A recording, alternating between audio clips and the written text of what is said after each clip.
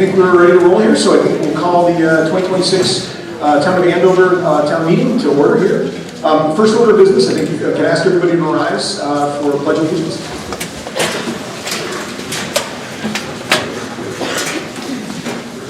Pledge allegiance to the flag of the United States of America and to the republic for which it stands, one nation, under God, indivisible, with liberty and justice for all.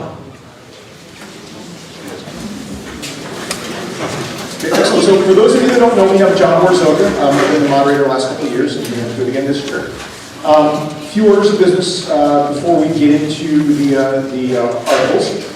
First off, a couple of announcements. First off, I want to make an announcement that there was a mailer that went out regarding the annual fire department meeting that misspoke and said that the meeting was in April, and actually the meeting is in March. It's March 17th. So just wanted to make sure that was clear, there was no confusion.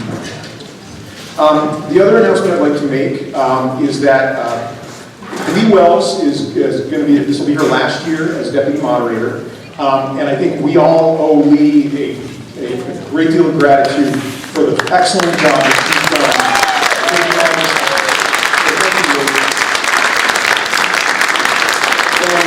And with that, there is an opening for deputy moderator as well as moderator for next year. So for those of you that don't like the way the meeting was run or really want to contribute, by all means, you have an opportunity to come up and do this or do that. So please volunteer. And with that, the other announcement that I make every year is volunteer for town boards. Please consider doing that. There's boards and committees that have openings, chronic openings. People may have frustrations about the way the town is being run, about the direction. There's ample opportunity to get involved. I myself have lived in town since 2002. I've been on a board or committee since 2006 consistently. And I do it not because I have an agenda, but because I feel like I need to give back as a resident of Andover. I love this town, and it's something that I feel good about doing, and I would encourage others, particularly even if you're new in town, I would encourage you to get involved. So with that, some housekeeping. I would like to quickly run through the rules for the meeting tonight. Just be real brief on this, so that way we can have an understanding of how we're going to run the meeting. So there's just running through these real quick. All right, so please. Number one, please practice civility and have respect for others. If discussions can get heated, please, let's be civil. Let's treat each other with respect. Only registered voters tonight have the right to vote. Voting will be by raised hands and voice vote, as called by the moderator. In case of a close vote, I may request that we split the room or follow another method to verify votes. I will not vote, the moderator will not vote, except in the case of a tie vote, which I have the ability to cast the deciding vote on the top. Only registered voters shall have the right to speak this evening. Non-voters may speak with the permission of the meeting, except as moderator, I reserve the right to allow non-resident legal and expert testimony in town employees, such as the road agent, our legal counsel, etc. But if you're a non-resident or non-voter and would like to speak, please raise your hand, and then I will hold a meeting for permission for that non-voter to be able to speak. Please identify yourself with your name and address before you speak. Please wait till you're recognized by me, by the moderator, and direct discussion through me, not directly to another person. And only one person at a time may speak. I reserve the right to limit speaking time to 3 minutes, just for progress and to be respectful of everybody else's time. Once you do speak, I ask that you sit down, wait until everybody that hasn't spoken yet goes through their turns, and then if you'd like to speak again to put a rebuttal point, please be brief, concise. Let's not be redundant and bringing up the same thing over and over again. Let's be respectful of folks' time. Please stay seated if you can help it. And then a secret ballot for any article may be requested by submitting 5 signatures prior to hearing the article. A secret ballot may not be requested once an article has been moved. And then motions must be moved and seconded prior to discussion. The mover will have the right to speak first. Only one motion or amendment will be considered at a time. We're not going to do motions, amendments on amendments on amendments. We're going to do one at a time. And any amendments involving funds must include a dollar amount. You can't just say, I want to reduce it. It's got to be a dollar amount. So pretty simple. Those are the rules of the meeting. So I think with that, we are ready to get going. So Article 1, election of town officers. That is a ballot vote. So we are not going to, and if anybody wants to follow along, the warrant is on page 22 of the town report. Give everybody a minute to get there. Okay, so we're going to skip over Article 1. All right, Article 2, the operating budget. To see if the town will vote to raise and appropriate the sum of $3,060,785 for general municipal operations. This article does not include appropriations contained in special or individual articles addressed separately. Select Board recommends $967,727. Budget Committee recommends a majority vote to pass this article. So do I have a motion to move this article forward? Okay. Motion and a second. So with the Budget Committee, so what we can do is we can go through this article. I'd like to read the individual line item by line items and open it up for questions. We're not going to go every budget line item. We're going to go by department here, and then we can have discussion on those to try to be kind of deliberate on how we're discussing this. So if you turn to page 27 of town report. Bill here, 46 Harris Crossing Road. Mr. Moderator, we're going to go through all these, and at the end, we're going to come back to this so we can vote on money. Yes, so we're going to go through each line item for discussion. Thank you for the question. We're going to go through each line item. We're going to open it up for questions or discussion on each item. Okay. But we're not going to vote on each item. And then at the end, we're going to vote on, because you only vote, this article only votes on one number. It doesn't vote on individual breakdowns. So that's the way we're going to do it. Okay, so it seems like some of the information was left off the printing of Article 2 of the operating budget. The Select Board recommends the $2,900,000, etc. And then it says the Budget Committee recommends that there's no figure. Well, the Budget Committee's number is actually higher than the Select Board's number. And if you look on page 38, under total operating budget, general fund balance, you'll see that the Budget Committee's number is $3,060,785. The Budget Committee and the Select Board totally agree on every line except the Highway Department. The Highway Department it's kind of a convoluted number. The Budget Committee is recommending $93,000 more than the Select Board's budget. The Select Board's budget number was 10% more than last year's budget number. But last year's budget overspent by $122,000, so it was not a good number. Okay, so it's kind of hard it's apples and oranges, it's not apples, it's not oranges. So, and the difference is because the Select Board clearly stated they believe that it should be just maintain what you've got. Nothing else done, just maintain what you've got. The Budget Committee feels strongly there should be some improvements built into the line item for the highway budget. Not big improvements, but improvements, things that they come across that need to be fixed. We wanted to make sure that the highway department had the funds available to do things like, I don't even know what to say because everything about the goals, but if something major happened that was not paving, which you will hear about at the end because paving is under something totally different. So it's basically a philosophical thing. The Select Board said we're just going to maintain. The Budget Committee said no, you need to put some money in there so that you can improve as we need to improve. Other than that, there's no discussion between the two budgets. They're both the same. They're good budgets. We held the department heads to their feet to the fire. They came up with really good. And if you look at the amount spent as opposed to last year to the budget, it's only a 3% increase to the Select Board's budget, and it's a 9% overall. So I just want to make sure there are no other lines that the budget and the highway argue about. So it's just the highway department that gets tough. Is that okay? Yeah. No, it's good. Okay. So with that, what I'm going to do is I'm going to read through the departmental budgets and yes. No, absolutely. Go ahead.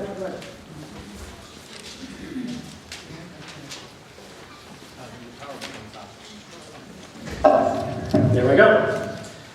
All right, so the select board and actually the budget committee both had several key pieces in here that I think it's good to go through and try and answer the questions before they're asked.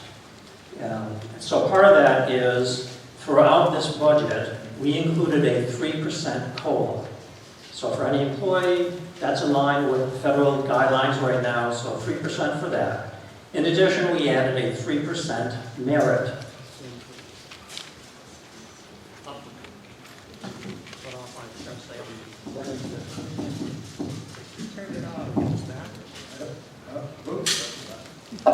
And we're back. So 3% increase then as well, potential of 3%. It's a merit increase based on anniversary dates, and so we adjusted the budget. We adjusted the budget accordingly for that, so that, for example, if someone was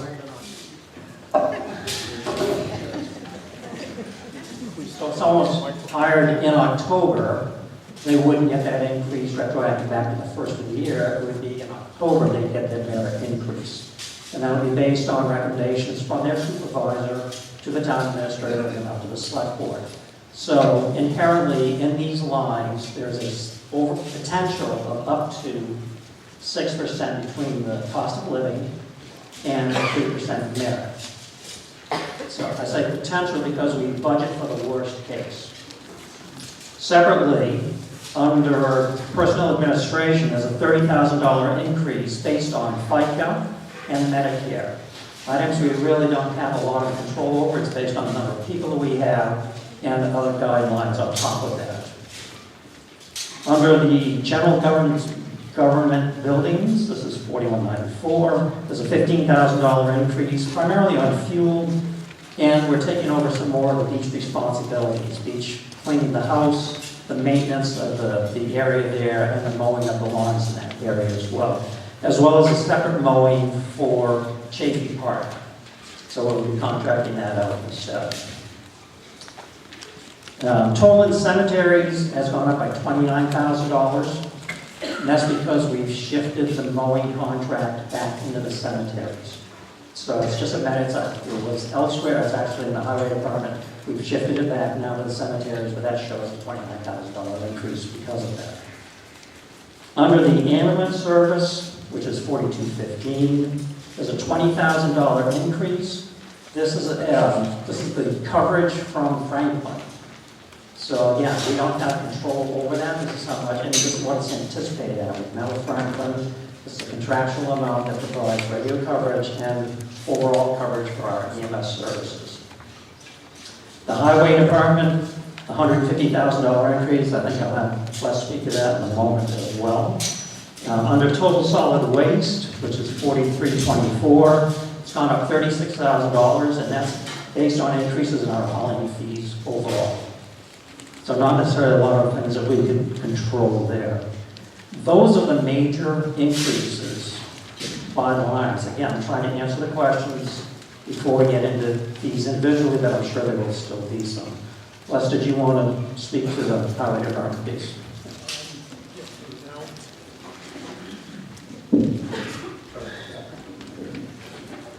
The highway department has been growing over the period of time since 2020, when the select board at the time impaneled the committee to study what it would take to make a municipal department.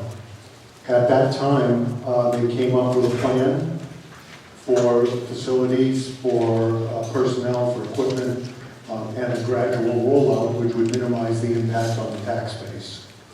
And what we have today in 2026 is we have arrived at a level of service delivery which allows us to do reasonably well with a very, very strong winter. We had a lot of snow this year, we had a lot of ice, we had some very difficult situations, and I think our highway crew covered the ground reasonably well, in fact better than reasonably well. And so now that we have arrived at that point, we now need to continue the progress that's been made over the last several years. And part of what the chairman of the budget committee alluded to is that that progress is reflected in the budget committee's number.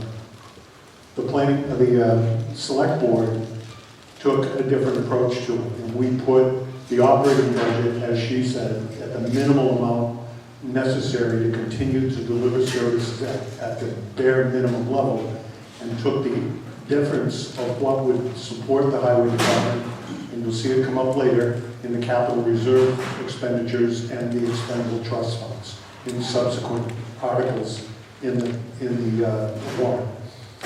One of the things that became very obvious to us this year was that some of the equipment that had been purchased in the previous years as the department grew was inadequate for the work that needed to be done.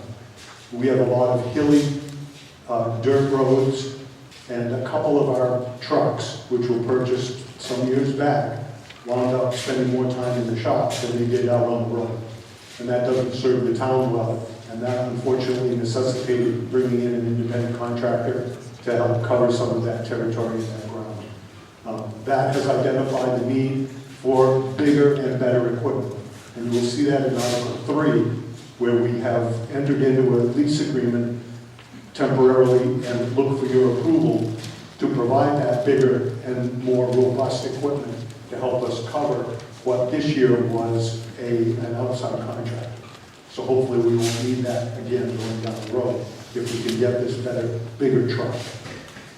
And so that's Article 3 to help offset the insufficiencies of the two vehicles that spent so much time in the shop this year. So what we have tried to do is put the choice in your hands. You can choose quality of life issues, or you can choose your pocketbook. And that's what you're faced with. We have expendable trust fund, we have capital reserve funds, we have put money to support the highway department over there and put them out to savings accounts. And then we have held the line on the operating budget. And that's basically the $93,000 difference you see between the budget committee and the select board's presentations in the highway department's operating budget.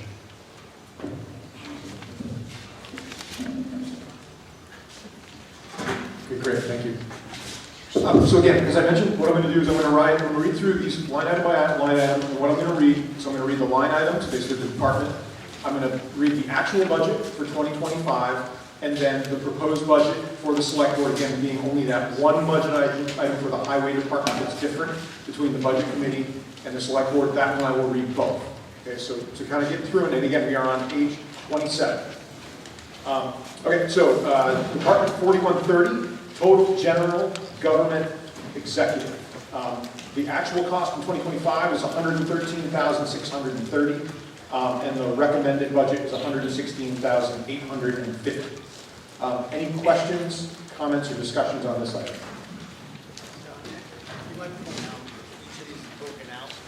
Yes, subsequently, so thank you. So pages following page 27, so 28 and on, are the individual line items that make up these budget headers here. So the individual line items that are all laid out are on the subsequent pages of this, but the summary again is on page 27. Okay, so no questions or comments on that item. So Department 4140, total election, registration, and vital statistics. Actual cost in 2025 was $78,185, and the select board is recommending $89,003. Oh, sorry, the budget committee. They're both the same. Okay, sorry. But the committee points out, so I'm reading the budget committee's budget. They're both the same except for that one item. So they're both the same. The budgeted item for 2026 was $89,003. Questions or comments? Yes? It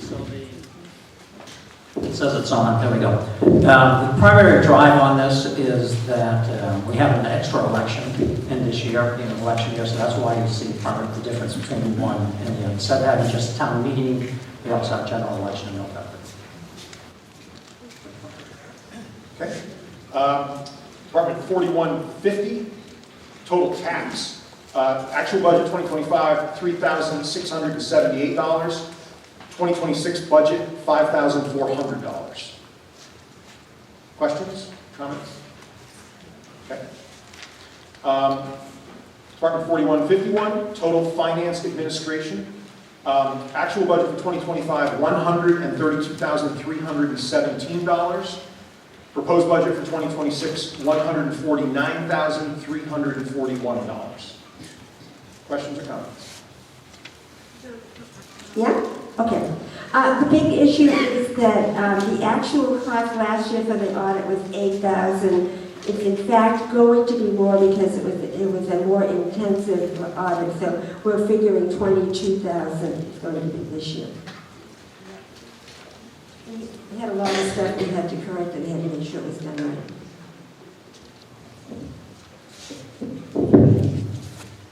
Okay. Department 4152, total property assessment. The actual budget for 2025 is $35,774, and the 2026 budget is $32,372. Any questions or comments? Okay. Total legal expenses, Department 4153. Actual budget was $24,088, and in 2026 budget is $26,751. Yes? Jim Danforth, Killcare Road. Oh, yeah, it's working great. Jim Danforth, Killcare Road. My question is, we passed the Camping Act. Haven't seen a lot of enforcement on that permit. Haven't seen a lot of enforcement on the cars, more than 3. Haven't seen a lot of enforcement on the houses falling down. Is this number enough? Are we ready to start enforcing some rules here? Because we're also going to have to put money aside for housing and other things if we're going to do this enforcement. And it's something the town meeting made very clear that passed overwhelmingly. And we haven't seen any enforcement. So I want to know that this budget is going to adequately supply the town with revenues or monies to start enforcing these rules, because it's getting a little depressing year after year after year, seeing the same junkyards, houses falling down, and the campers. So, do we have the money to do the enforcement this year? So the intent is to be doing more enforcement, to put some more teeth to it, we actually have the RSA 3139 authorization to start enforcing these. That is the plan. These legal lines are primarily for the use of general counsel, answering other questions, and there will be, I'm sure, some parts of it.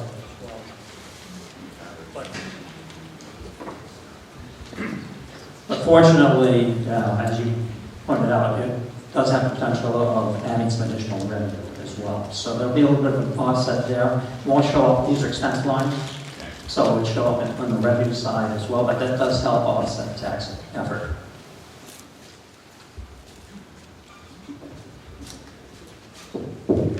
Go ahead. Karen Brulé, Main Street. This is on. I'm just short. Okay. Mr. Monitor, I would like to have verification. Can you please, what I'd like to know is, correct me if I'm wrong, but there is a warrant article, RSA warrant article, in order for the town to put these fees into place for camping and other ones, am I correct? And in order for those revenues to go into place, it needs to be passed by us. So, two different issues. One is there's enforcement of ordinances. That's under 3139. The administration of fees, which is under RSA 41, is things like the transfer station fee, the parking fee at the beach. If we have other fees versus the fines, that would go in the enforcement side. We already have the authorization under RSA 3139 to enforce the ordinances. So it's two different things. The warrant article is specific to being able to change fees, To change fees and not the fines. but not the fines, correct? So the camping ordinance could go into place at any time. Correct. We're Along, working on beefing okay, up the enforcement on that. okay, along with if the building permits were to go up on the fees or something like that, that's something that can go in place at any time. We don't need a warrant article to have that, to have the town do that. We do not need a separate warrant article to enforce ordinances, which we already have. Okay, The warrant article that's in place is to make any changes to our fees. to our fees. So Okay, hypothetically, if we said, we want to now start charging $10 a year for the transfer station instead of $10 for the life of the vehicle, we would have to hold a public hearing for that, and then we, the select board, could authorize that under RSA 40. okay. Thank you for clarifying.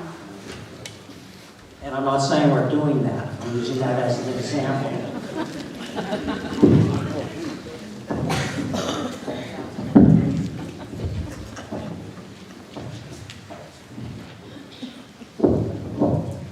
Okay, next line item, there's nothing else on that one, would be 4155, total personnel administration.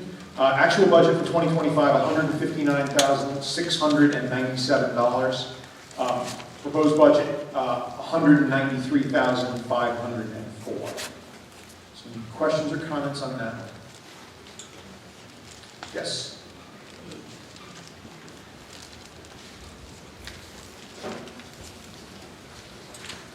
I just look for an explanation as to. State your name, where you live, for the crowd. Greg Stetson, 19 Overlook Avenue. My apologies. I'm just looking for an explanation. It's a significant increase, so I'm just looking to see what that was. Yeah, someone on the select board? Take this. Budget.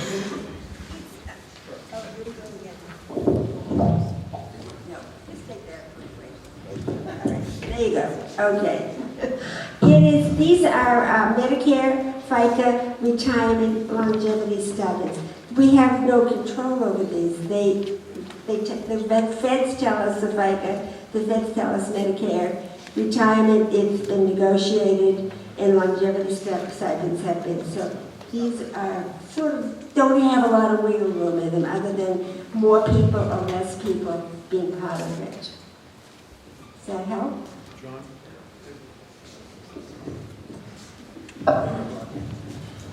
We'll try this. We also had some changes in personnel. We had our highway department over the summer, we lost a lot of people. Because of that, we weren't paying federal taxes on that, FICA insurance, all that stuff. Now we've got a fully staffed highway department with some additional staff and land use up. More people, more tax. We got land use coordinator, we just have a few more positions, so that's why the taxes are high. I think we need to budget some new mics, but anyway. Okay. Anything else? Okay, go ahead. On the, standing up to the horseshoe monitor. On the retirement, are we now part of the New Hampshire retirement system finally? I would urge the select board to do that in the future. It will make recruitment of qualified candidates easier. Anybody else? Before Greg gets in again? No? Okay. Greg Stetson, 19 Overlook Avenue.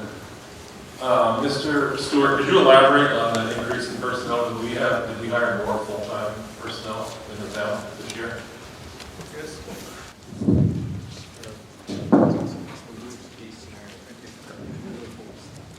All right, so we filled some positions in the highway department that were empty, so we weren't paying, when you look at the actual number, so we weren't paying taxes on those positions while they were vacant. We rehired, we filled those. We have one additional in the highway department. We've hired a land use coordinator. So this would be worst case if we were fully staffed across the entire town. Does that answer?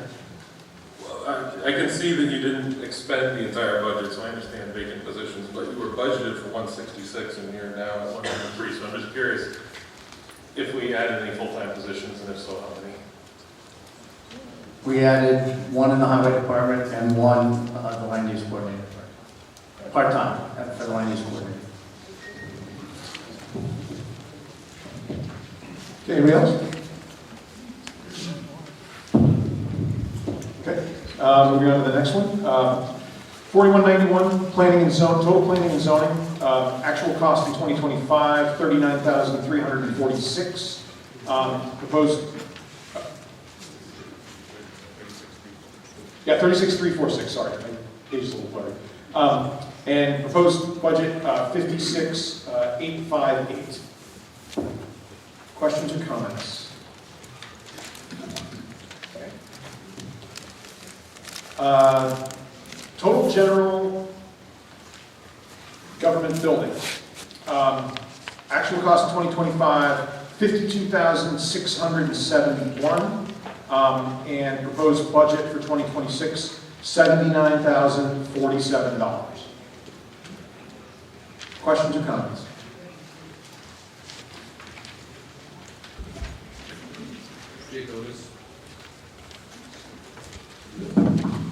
Jacob's Flagpole Road. The mowing, basically talked about that the mowing, the town does the mowing, if I'm not corrected, the town office, beaches, the ball field, and the intersection of Dan Plains Road. How come there's separate mowing lines for the town office? There was another one. Basically, the mowing is broke down out of the highway budget. Like there's additional lines.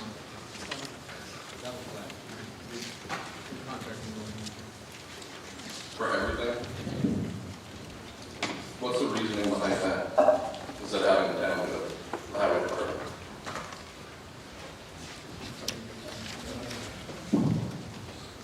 The reason that we're contracting out the mowing is that you folks, as voters in town, have decided that the highway department needs to be doing highway department stuff and not mowing grass.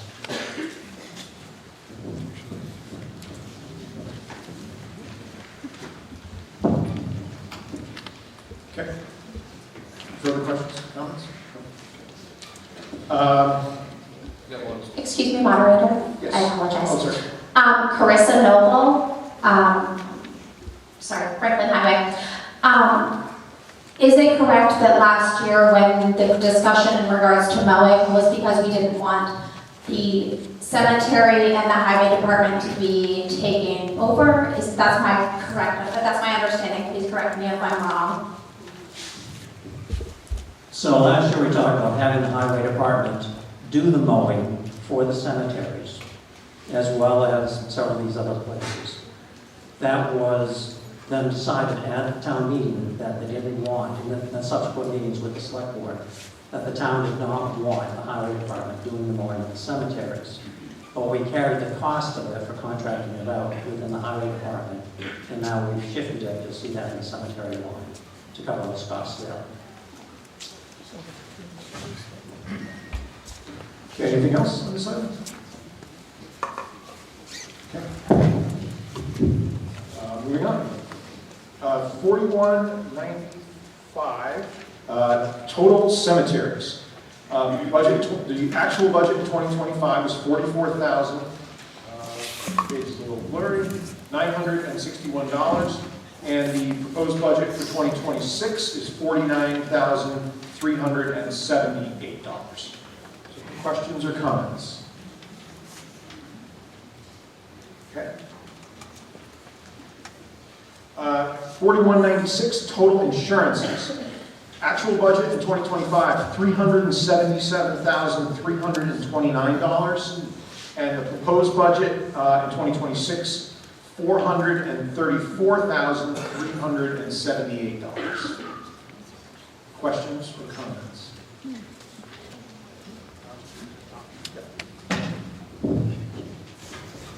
I just want to point out that often this is thought of as one of those areas that we're going to see significant increases. The office staff work very well investigating different insurance policies and programs, and they were able to keep us to a 5% increase, unlike what we've seen in many of the other schools and towns surrounding us. So they should be commended for the work they did to dig into different ways of coming up with dealing with the rising cost of health insurance. Go ahead. Joanna here, I just wanted to know if you have what the percentage of health insurance is compared to utility wages. Can you repeat your question a little more slowly? What's the percentage of healthcare costs to total wages? Gotcha. Percentage of healthcare costs to total wages. Okay. All right. Next item would be total advertising, $41.97. 2025 actual cost of $550, and proposed budget for 2026, $750. Oh, did I skip the one online? Oh, sorry, excuse me. My eyesight's going, I should wear my glasses. So $41.97 total advertising. Budget was $2,539, and the proposed budget is $3,500. Thank you. Questions or comments? No? Okay. Okay, next item down, total budget committee. Actual budget for 2025 was $550, and the proposed budget is $750 for 2026. Questions or comments? No. Okay.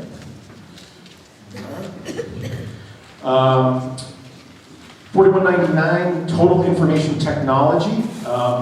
Actual budget for 2025 was $95,871, and the proposed 2026 budget is $99,959. Questions or comments? No?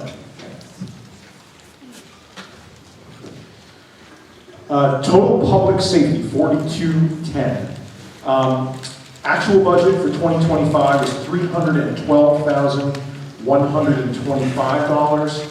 Proposed budget for 2026 is $331,952. Questions or comments? Okay.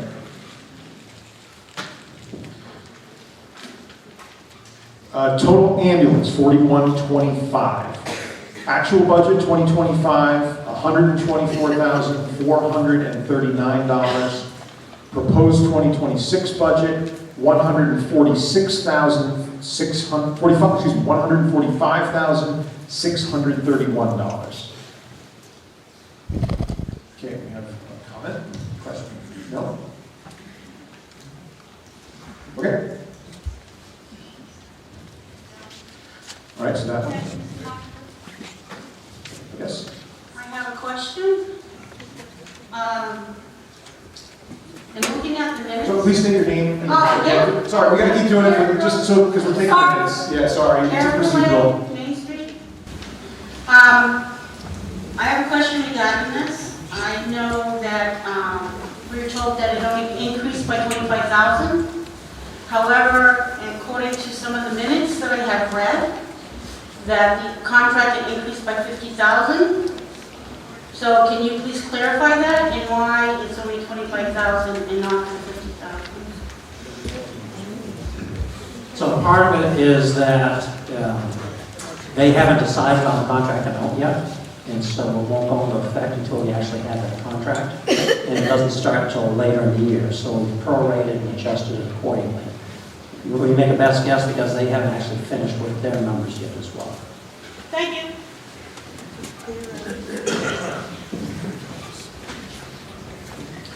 Okay, anything further on that one? No? Okay. 4290, total emergency management. The actual budget for 2025 was $0, and the 2026 proposed budget is $3. Anybody want to debate this one? Okay, there being nothing on this one, we move on to the next. 4299, total other public safety. Actual budget for 2025 is $1,150, and the proposed budget for 2026 is $2,300. Questions or comments? No? Okay. Okay, go ahead. Todd Adams, Franklin Highway. Why did that double? Am I reading that right? So So it's going from 1,500 to 1,550, I believe, to 2,300. Why? It's the state establishes what fees are, and they're actually articles. Well, what did they base that on? Did we ask? That's quite an increase. We don't ask them, they tell them. That's the problem. We don't ask. So, the state organization there says this is what the number is to maintain the dam.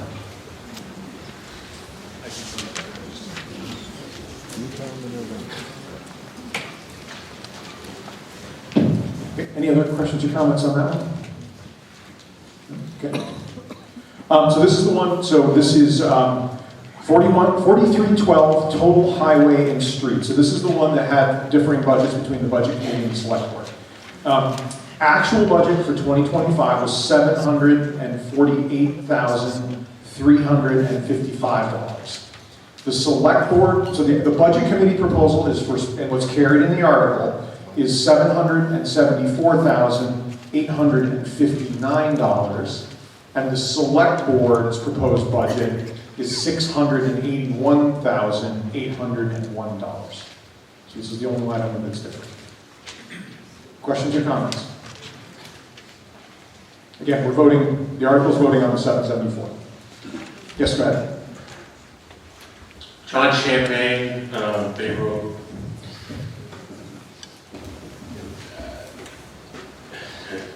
I was a road agent in town for some time, and there's one tool that I believe the highway department, and I was actually the co-chair of the highway department committee. Jim Hansen was the chairman of the board, and we spoke years ago about buying a patching machine. It's an RC 8000. The piece of equipment costs roughly $47,000. The impact to the taxpayer on a $250,000 home would be $25. $500,000 home would be $50. One-time cost. This will help the guys put out a better patch. It will even reclaim old asphalt. So if they have old asphalt, they throw it in the machine. 12 hours later, you got a patch to put on the ground. One of the problems this year is that there's a shortage on patch, and I think we can all agree none of us like potholes. So I'm asking if we could increase this budget $47,578.75, a one-time cost, to buy this current patch machine. The city of Franklin, many municipalities around us have it. The city of Franklin has had no problems with the machine for over 16 years. It's an invaluable piece of equipment, and I believe this would help the highway department out graciously. Do I have a second? Okay, so John, let me just clarify. So again, the budget, so the budget committee is pointing out that this is a capital expense, but I think we can amend this article to increase it, to do this is under the operating budget, so I don't think there's a problem with that. So John, your number again was? $47,578.75. Right. For the purpose of purchase an asphalt patch machine. Okay, so can somebody do the math on that for me quick? So we have a total amended budget number for the article? $47,578.75. Whatever the budget, I can try to do it here. I don't have calculator. Yeah, total budget number proposed by the budget committee plus 47,000. What's that? Yeah, we can, well, but the motion is to amend the budget that's in the article. So we're not going to talk about the selectmen unless we want to amend the article to bring it down to the selectmen's budget. We can only do one amendment at a time. So right now, we're talking about amending it. John's amendment on the floor is to add $47,578.75.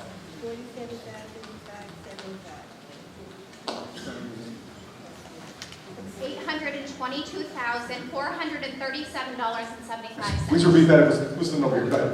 $822,437.75. I apologize, but I need the total number for the article. Bottom line. Yeah, for the bottom line for the entire article. Yeah, so we can't amend an individual line item here, just to be clear, we have to amend the total budget number, so. Okay, so the proposal on the floor is to amend, John made a motion to amend the article to increase the budget to $3,108,363.75. I concur. Okay, so 360, so the motion is to, does that sound right? Amend the article to increase the budget to $3,108,363. Bottom line budget. Purchase that machine. That includes,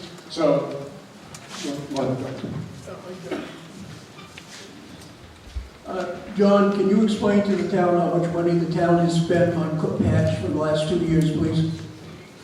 Last year, the town spent $60,000 in patch.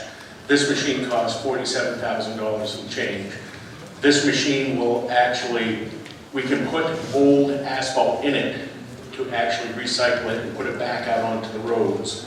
It will also, you can put coal patch out with it and keep it nice and warm. It will apply a lot better and cure a lot better. The asphalt, it will actually stay warm for over 48 hours.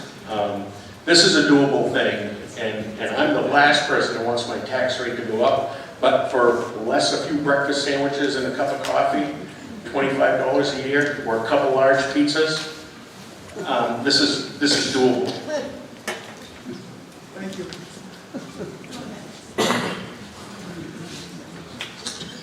Jake Gilman, Lockwood Road.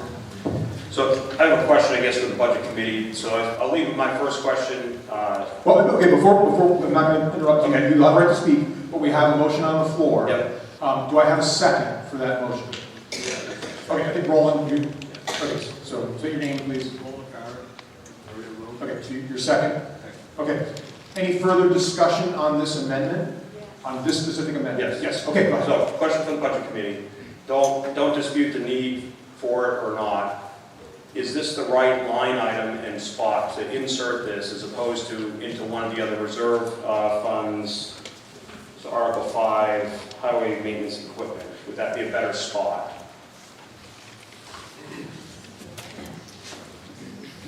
So the simple answer to that, I'm not the budget committee, but from the select board's point of view, and I'll answer it from the select board's point of view in that the town, the legislative body, votes a bottom line number to us. We, the select board, then move the funds around as we see fit to spend them. So there is the potential, I'm not saying it would happen, but there's the potential if it stays just in the total bottom line that it doesn't get spent. My recommendation, which I think is your recommendation as well, it would make more sense to put this under Article 5, the CRF for highway equipment, taking that from 40,000 up to 87,000. In that way, it forces the select board to use the funds for that, or it more closely forces the select board to use the funds the way they should be used.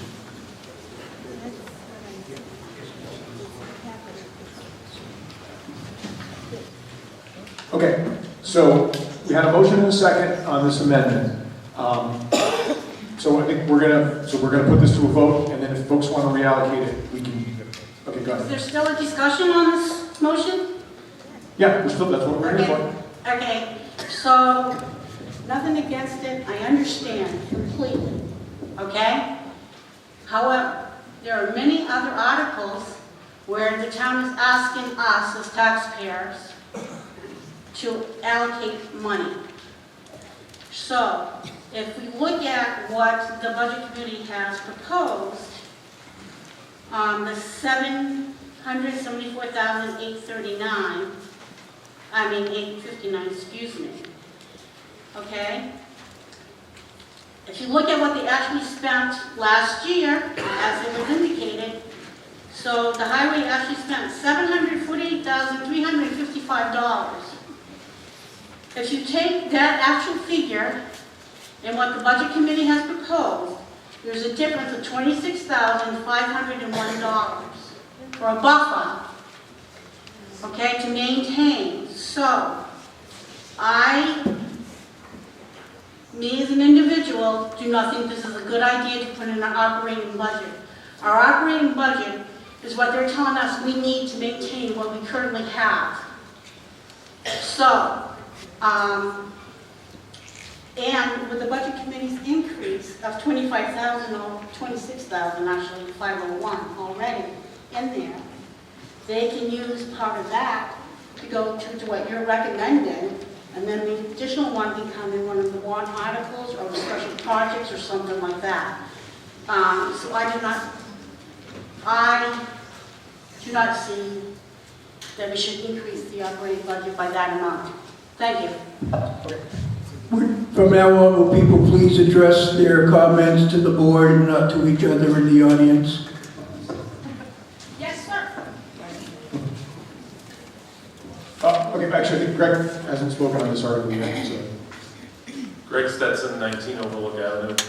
Just looking ahead at the bottom tally of the operating budget, it's maybe a $93,000 difference between the selectmen's budget and the budget committee's budget, and the explanation that we heard at the beginning was that the selectmen are trying to maintain the status quo, and the budget committee thinks that the highway department could maybe do a little bit more. So I agree with John's sentiment. I have driven through a lot of potholes lately, and I trust his judgment on how to address that.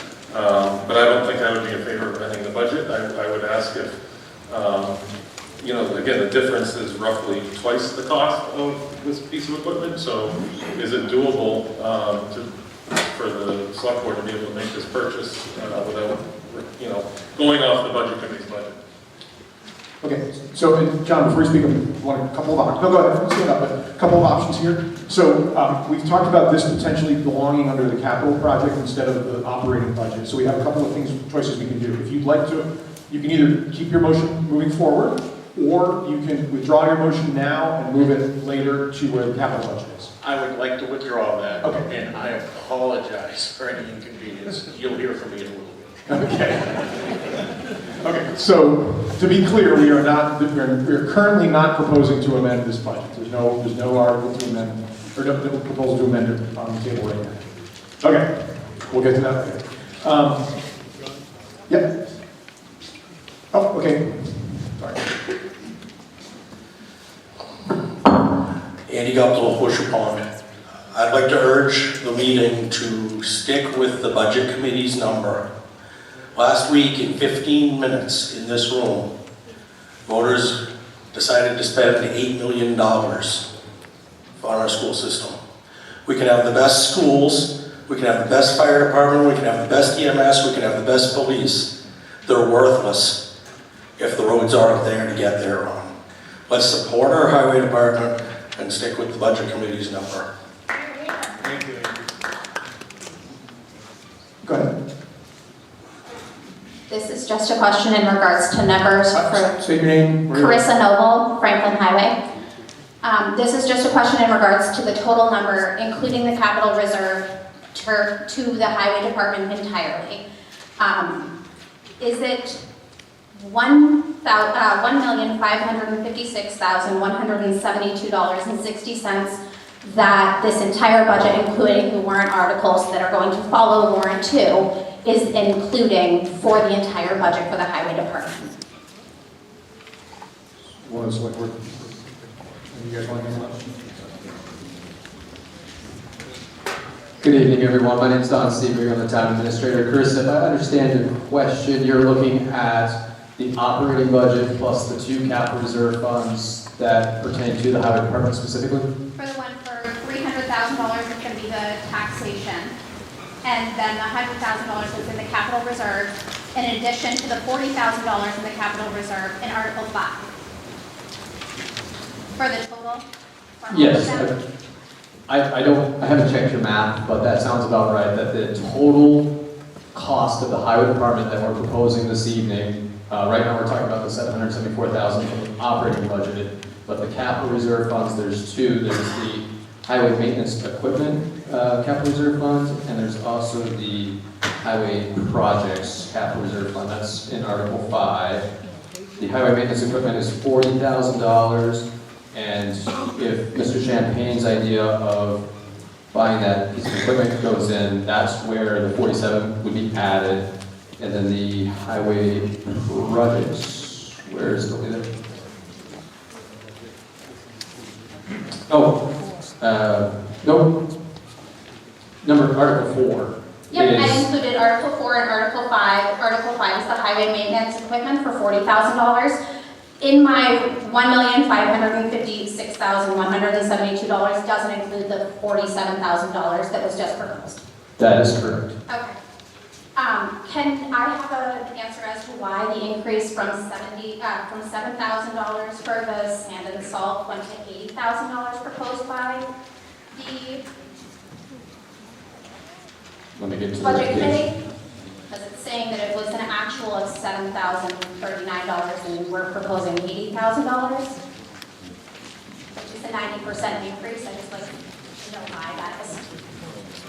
Which one are you looking at, Chris? Sorry. I'm looking at the fifth line down in the highway department. Sand and gravel. So last year, the sand and gravel, a lot of that was moved into highway projects, and we're bringing it back into the operating budget because that's an operating expense. And that, again, that is for both sand and gravel, winter sand, summer gravel. But above that, it says plow and sand for $20,000. Plow and sand is for your contracted labor, for plowing and sanding by the contractors. Thank you. Thank you.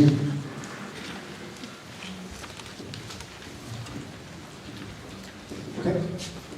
So anything further on the highway department? Highway and streets. Okay. Moving on. Total street lights. Actual budget for 2025 was $6,739. Proposed budget for 2026 was $7,200.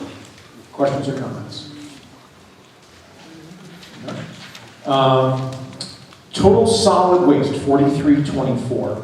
Actual budget for 2025 was $242,302. And the proposed budget for 2026 is $274,688. Questions or comments? Yes? Jim Danforth, Tilcare Road. Of the line items that we paid for, tires, the construction waste, mattresses, we have all these wonderful line items.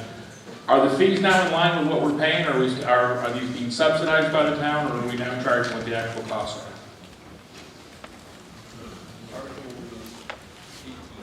are?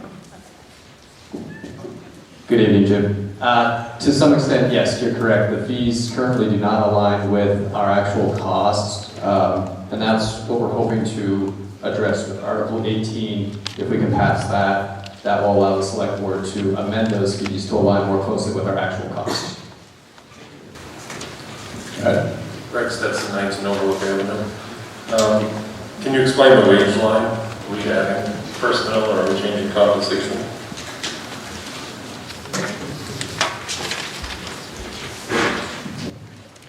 Yes to both of those questions. The transfer station employees have not seen proportional wage increases compared to the rest of the town staff, so we're trying to catch up with the rest of the people. Any other further questions or comments on that line item? Solid waste? Okay, next line item, 4325, total solid waste cleanup. Actual budget was in 2025 was $3,953. Proposed 2026 budget is $8,000. Questions or comments? Okay. Department 4415, total outside health agencies request. Actual budget for 2025 was $25,545. Proposed 2026 budget is $23,556. Questions or comments? Okay. Department 4445, total welfare vendor payments. Actual budget for 2025, $50,735. Proposed 2026 budget, $41,044. Questions or comments?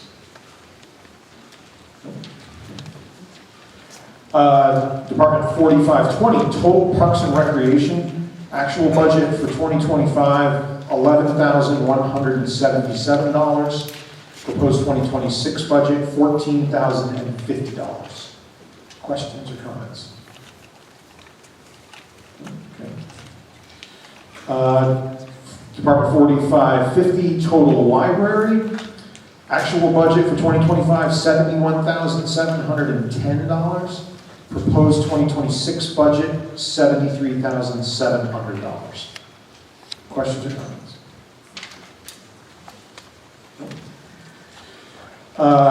Department 4583, total patriotic purposes. Actual budget in 2025 was $15,000, and the 2026 proposed budget is $18,100. Questions or comments? No. Okay. Department 4619, total conservation. Actual budget for 2025 was $3,585. Proposed budget is $3,610 for 2026. Questions or comments?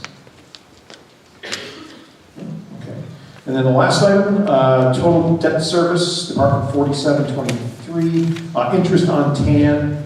Actual cost in 2025 was $3,914. And the proposed 2026 budget is $5,001. Questions or comments? Okay, so that is all the individual departments that are contained within the town budget. So is there any further discussion on the overall town budget? Yes. Lake 1246 Crossing Road. As we were here on Monday, I apologize I wasn't here on Monday, we put in a $7-point-some-odd million budget for school. We're now proposing another $3.8 million for $11 million. $11 million for this town.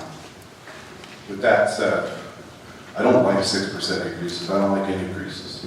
I'd like to amend this amendment to put it at, instead of the $3,060,785 to $2.5 million. Okay, so we have a proposed amendment to amend the budget to $2.5 million. Do I have a second?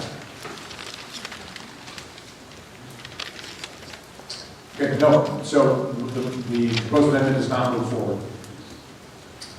Okay, last chance. Any further discussion or comments on this item? Article 2.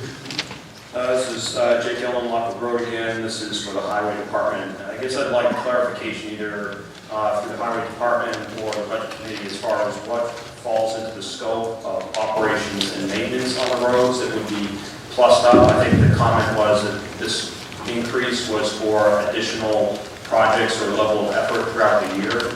I'm just interested in where the separation is between additional projects and level of effort for the year and what falls into capital improvements or a larger maintenance type of activity and projects that would be captured under a different line. Thank you for that ask. Basically, the reduced amount of money in the select board's budget would result in limited ditching and culvert replacement, for instance. It would decrease the amount of brush cutting that got done. You might have less quality gravel replacement and calcium put on the roads. You have just the bare minimum of pothole patching. The thing we cannot do is compromise services in the winter. The roads have to be kept open. We have to do what we need to do to keep fire moving, EMS moving, police moving, school buses, etc. The place you make up the difference when there's a budget shortfall comes in summer maintenance. And as I just said, those are the things that will likely get put on the back shelf if we don't have the extra money to support these services.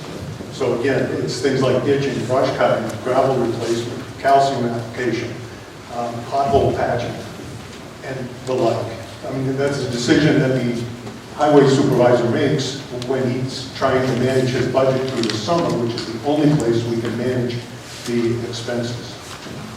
Yeah, thanks for that. I guess could you clarify if any of those things would be categories that you would include under the Article 4? No, those are all maintenance issues. The kind of capital projects we're talking about are like major paving issues, paving that has to go over Upper Maple Street, Elbow Pond Road, Lawrence Street, some of the other Plains Road, some of the places where there are huge roads that are just getting up.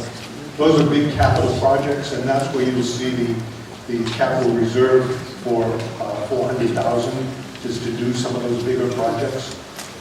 But the maintenance things that I just spoke about that might get compromised during the course of the summer are things you do every day.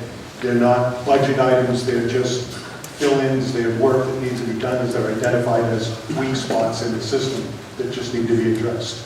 Okay, so I guess then to summarize and clarify then, what the Budget Committee referred to as additional levels of effort or more work or more projects is really just to fully fund your recurring maintenance activities.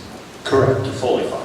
Correct, and it would allow for extra bridge cutting, extra brush cutting, extra gravel to be put in, and calcium applications. Whereas if it's reduced, if we run out of money, those are the things that get kind of shelved and hoped for another funding cycle.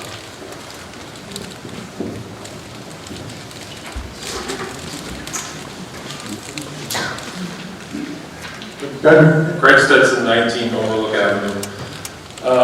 Looking at the total bottom line in the operating budget, I support keeping wages where they need to be. I support maintaining our roads. I don't agree with Mr. Terwilliger to reduce the budget, although we can respectfully disagree. But I would like to point out that we went over budget by over $60,000 last year, which I don't think is legal. I don't want to create more of a headache for anybody sitting up there because I sat up there, but I think that's worth talking about. It concerns me that we, go over budget, and how does that happen, and how do we prevent that from happening? Anyone who wants to select for one?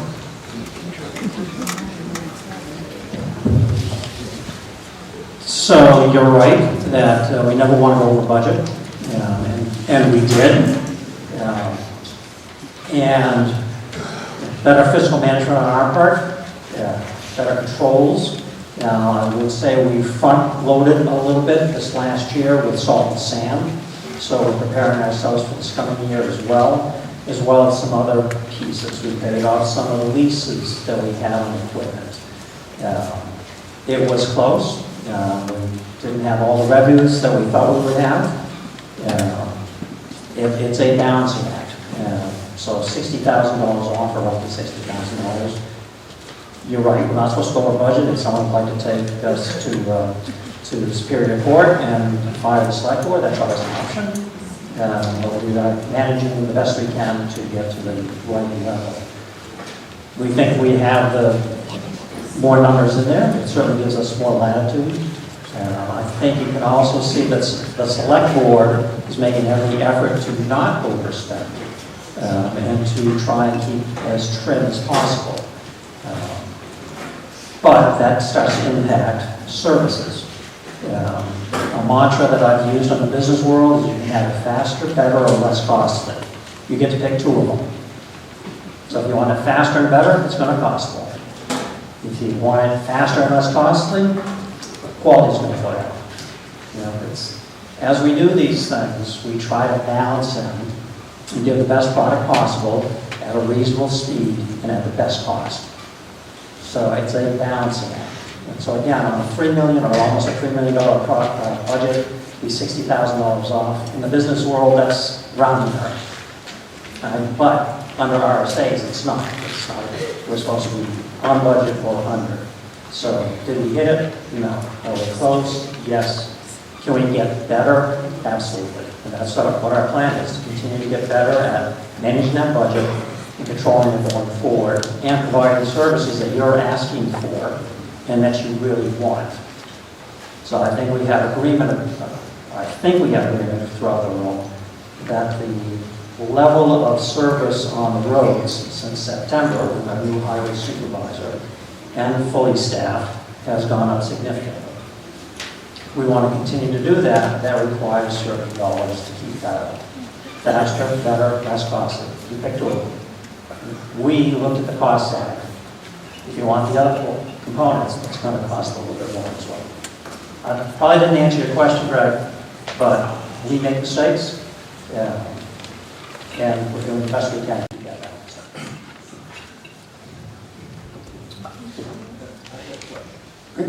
Go ahead. Kirby Bath, Laurel Hill Road. I just heard you guys said we overspent $50,000 on the budget. You guys did you just say we overspent $50,000 on the budget? On the overall budget? Yeah, okay. Well, how did we come up with, to buy 2 trucks, we spent over $100,000 money on here? So how did we come up with that money if we had to spend $50,000 over budget?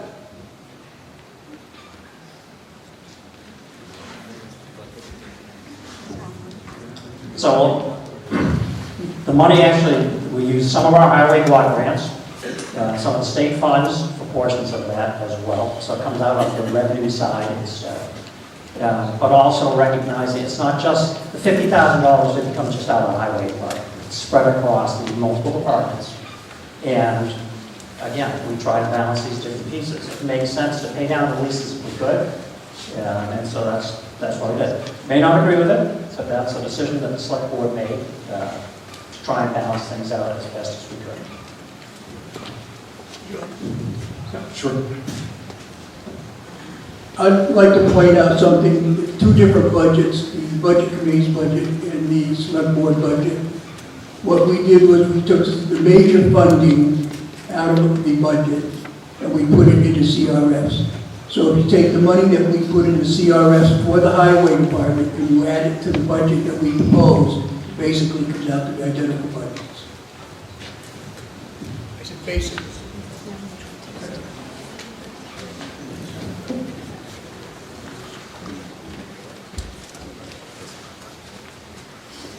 Chuck Keyser Road. I guess I'm gonna spend $60,000 over budget, and you guys, I mean, this is a pretty simple one. We had a special meeting here not too long ago about Pierside Mountain Road, about extending that road.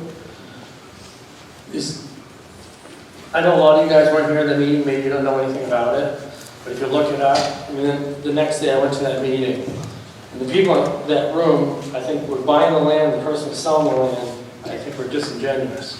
Because if I was a real estate agent and I posted everything on that, you can look right on the real estate agent's thing and say that it's a Class 6 road. He posted it. It says right on one of the maps, it's a Class 6 road. You guys got bamboozled or you just didn't do your job? I went up there, the town office registered one of my vehicles, right on the front page. You don't know what the town maps are. You look right Dawes Road, Class 6 road. Don't take a rocket science. You guys didn't go upstairs to look at the map. You just said, yep, here you go, yep. Let's upgrade this road from Class 5 to, or from Class 6 or Class 5 or whatever it is. You guys couldn't even tell us that night how much money it cost to upgrade this road. And now you're saying you overspent by 60 grand, which is peanuts in an $11 million budget, right? It's easy to do it for one house. How much money are you going to get out of that tax rate? I don't care if he builds a $600,000, $800,000 house. What's his taxes going to be? 8, 9, 10 grand a year? How much money did we spend? That's where the money went. That's one of the places that the money went. We get a 6-wheel dump truck prior to the road agent we have now that we bought off of a selectman. Conflict of interest. We got a grader. We spent 7 grand on it. We just sold it for 3,000, I think. We're trying to sell the dump truck, the 6-wheel dump truck, we paid 25 grand for it, put a bunch more money into it. Nobody wants to give you more than 5 grand for it. We should have never bought it in the first place off of the other selectman that has resigned. Why did he resign? Conflict of interest. The people should know this stuff. This is a waste of money. Overlook this is foolish. keep asking us for more money, but we're wasting it.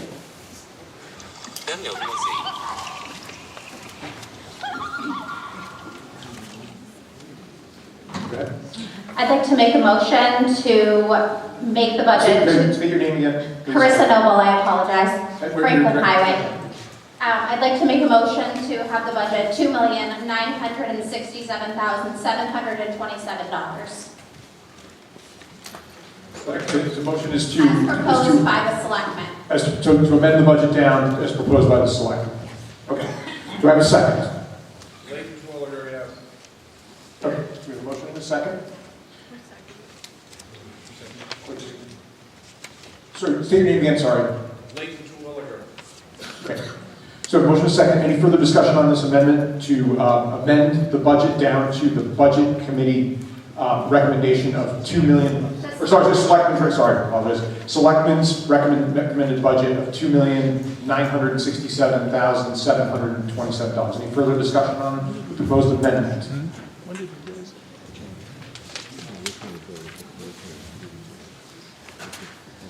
I urge, Andy Guptill, Busher Pond Road. I urge the meeting to vote no on this amendment for the simple reason that we just saw that what we budgeted last year wasn't enough to get by. Let's make sure that our roads are in good condition and give the highway supervisor the tools he needs to do his job. Okay, so all those, we're going to put this to a vote. All those in favor of amending the article to the budget that proposed by the select board of $2,967,727, please raise your hands. Right. All those opposed? Okay, the nays have it. Motion does not, the motion to amend does not pass. Okay, any further discussion? Otherwise, we have a motion in a second. So, all those in favor to see the town to vote, raise an appropriate sum of $3,060,785 for general municipal expenses. Please, all those in favor, please raise your hands. Okay. All those opposed? All right, motion passes, budget passes. Article 2 passes. Strict reconsideration. Okay, any discussion on motion reconsideration? Okay, all those in favor to limit reconsideration this article? Limit reconsideration. So basically, we're doing this so that way it can't be brought up again at the end of the meeting, later in the meeting. So this is it. Okay, so again, and all those in favor of limiting reconsideration of this article? All those opposed? The recommended limit reconsideration passes. Okay, Article 3. To vote to ratify and authorize lease of highway dump truck. So to see if the town will vote to ratify and authorize the select board to enter into and maintain a 5-year lease agreement in the amount of $284,427.60 for the purpose of leasing a 2025 Freightliner 114 SD 6-wheel dump truck, and to raise and appropriate the sum of $56,886 for the financial year 2026 annual lease payment for that purpose. Said lease agreement contains a non-appropriation clause. This is recommended by the select board and the budget committee. So do I have a motion to move this article forward? So moved. Okay, do I have a second? Second.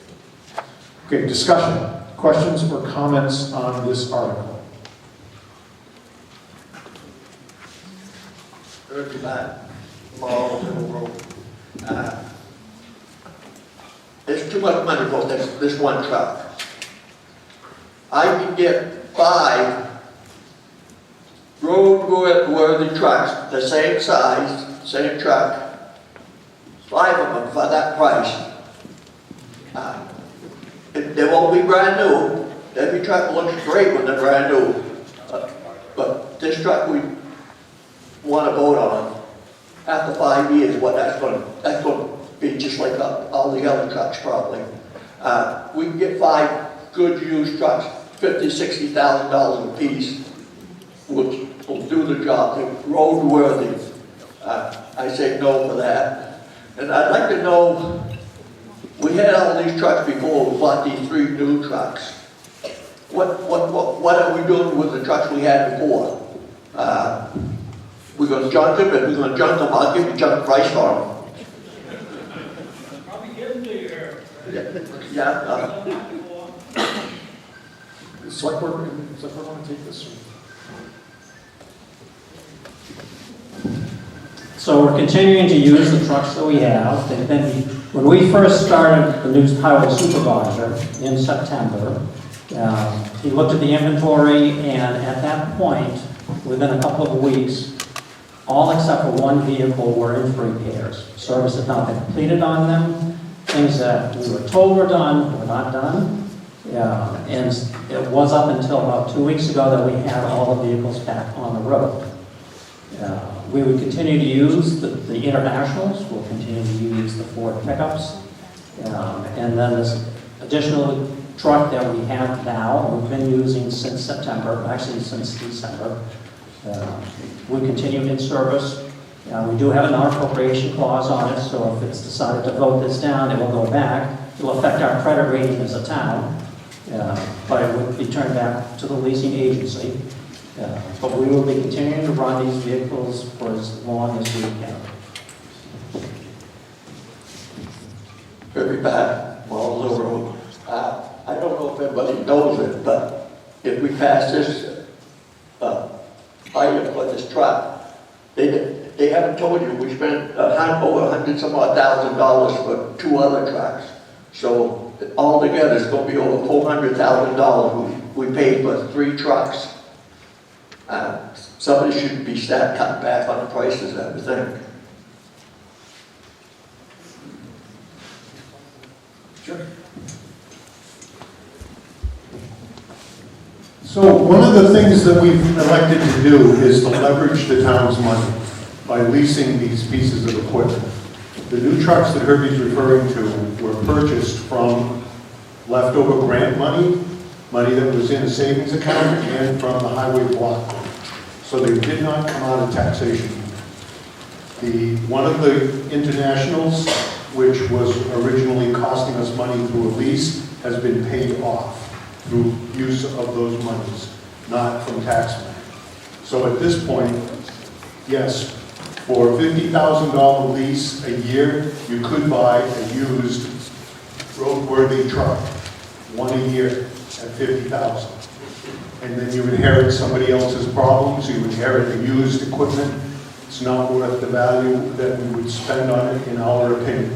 We like new equipment that we can guarantee has been maintained properly, that we know when the service has been performed correctly, and we have the use of it that we know it hasn't been abused. We're buying a new piece of equipment of the scale and the size and the power that this piece of equipment brings to us for $56,000 a year is a bargain.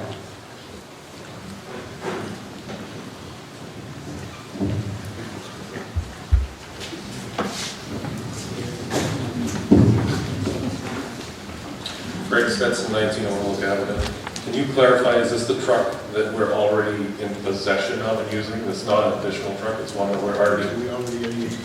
So we already have a lease agreement? Correct.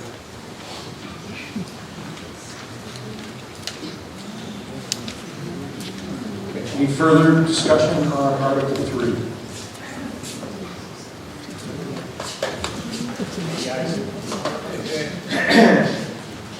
So, Jay to Sarah, 219 Flagpole Road in Andover, New Hampshire. I think we're being a little bit disingenuous on the facts. And I urge people to go watch the meetings, the minutes of the meetings and the videos. But these couple of proposals you're talking about are a little bit disingenuous. When it came up talking about the trucks, the plow trucks and stuff in the budget, I was there at the meeting. Slick Dana Swenson, asked them to work with someone that purchases trucks, someone that's in the industry, someone that knows vehicles, knows maintenance, 38 years in the automotive trade, to get together to find locations of these trucks to keep the budgets down, to help out a phenomenal, intelligent new road agent. Whatever you want to call it now. Gave us a budget number to work with. So go find this vehicle, replace this vehicle, which would have done it. We were given a number to get handle that. To stay under that $80,000 for total equipment at that time, one-time hit. We found vehicles down in the south, 40,000 miles on them, 45,000 miles on them. We found them, submitted the information, and it never went anywhere further. It was nice that one of the board members there, they never saw the information. Why? The directions by the select board was to get that information, submit it to the board, and spend that $80,000 budget. Well, they found the trucks, 45,000 and 47,000, rust-free, rot-free, amazing conditions. They never spoke with someone that knew the vehicles to try and buy someone else's problems. Well, we all just found out about the new purchase of the grader that we bought brand new, that no maintenance was done for a couple of years, correct? Which unfortunately had to bring it up to. So when you talk about buying other vehicles that hasn't had maintenance done to them, we just experienced for 2 years. And Mr. Jerry's cleaning up those messes now. But I think you're being a little bit disingenuous when you're talking about vehicles or equipment or replacement vehicles. And on top of that too, no, please, there's no rebuttal. And on top of that too, also, when we talked about, if you go back to the minutes of the meetings or listen to the audios, when we talking about this truck here, they already knew that there was a chance that if we revoked on this lease, it would affect our credit rating, but they still pulled the trigger on it and spent this $268,000 instead of $80,000 for one truck. Yes, you did. Go to the minutes. Go to the minutes. So, so we could have done the same thing for immaculate vehicles. I know the guy personally. He's really good at what he does, and he kind of quit it on it. But you didn't consider, you never fought back, you never spoke with that person, you never even seen the bid proposals. But you went ahead and signed on to this deal without telling anybody about it until after you signed it, and then the penalty, if we reneged on it, but $268,000, all we can do is hope that this guy stays for us for a couple of years and stays on top of the maintenance. But we just went through the same BS with the grader. And all these other trucks that you just took care of, $100,000. How do we know? But I think you're being disingenuous to the people here when you're talking about that. You spoke about it. You talked about it. You worked on another thing. You didn't. You actually, the administrator, actually directly did not share the information with the board, which was verified at the minutes. And if you go to the meetings of the minutes, you could hear that he asked the question, and he just jumped on with the lease instead. He never even gave consideration, and he didn't speak to Mr. Delaney, like you said. Never heard anything about it. Mr. Swenson never heard nothing about it. And Mr. Administrator never went back to Mr. Swenson and said, hey, listen, we found trucks, rust-free, rot-free, six-wheel, phenomenal, fleet-maintained vehicles for under $50,000. Point of order, Mr. Moderator. Thank you very much, and have a great day. John? Yes. I just want to correct something. The grader's not in question here, the front end loader. It's two different pieces of equipment.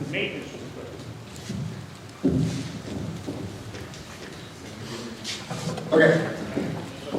So, we have a motion and a second. So, all those in favor of passing Article 3 to ratify, see if the town will vote and authorize select board to maintain a 5-year lease in the amount of $284,427.60. All those in favor, please raise your hands. All those opposed?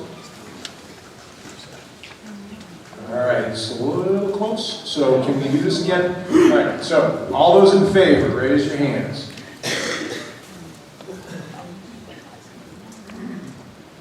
Okay, all those opposed? Motion passes. Okay, Do I hear a motion to limit reconsideration of this article? So moved. All right, do I hear a second? All those in favor of limiting reconsideration? All those opposed? Motion passes. Okay, moving on. Article 4. To vote to fund Highway Special Projects Capital Reserve Fund. To see if the town will vote to raise and appropriate the sum of $400,000 to be added to the Highway Special Projects CRF previously established. The sum of $100,000 to come from unassigned fund balance. $300,000 amount to be raised from taxation. And this article is recommended by the Select Board and the Budget Committee. Do I have a motion? Do I have a second? Okay. Motion and second. Discussion. Anybody want to explain this one? Or, Budget Committee? No? Okay. Any questions, comments? Herbie back tomorrow, Little Road. You want 400,000, you must have some idea what you're gonna do with the money. So could you explain it?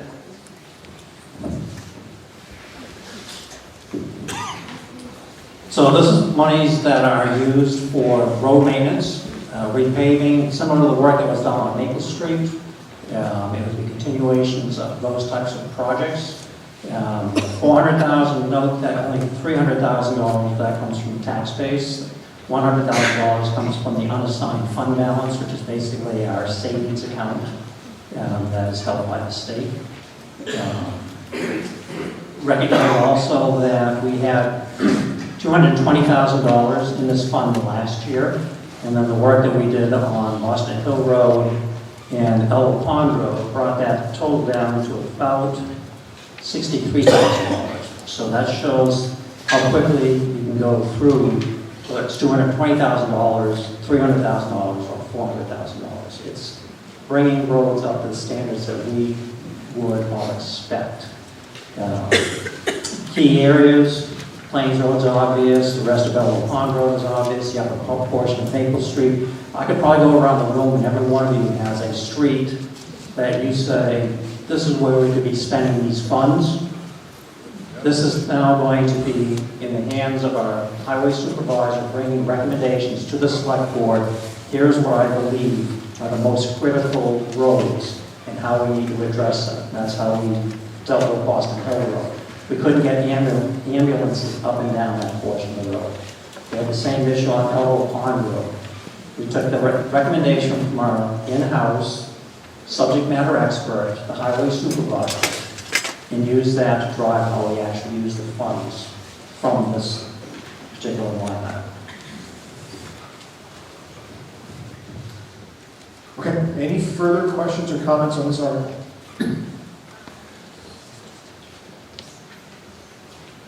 Wait, Willard, again, do you have any idea which road you are looking at first, second, third, fourth for this? Because Dyer's Crossing is pretty bad too. So, case in point, why we are not saying specifically which roads, and we're asking the supervisor to, and he's been learning and counts upon his crew as well, which are the roads that need the most amount of service. So, can I tell you specifically, yes, will be this road and not that road? No. We contemplated bringing before you individual roads under warrant articles, but the problem is, everyone in here is still, why not me? Why not my road? So we're counting on the subject matter expert to tell us what he believes it is and to bring that to the select board in open public meetings to say, here's what I think needs to be done.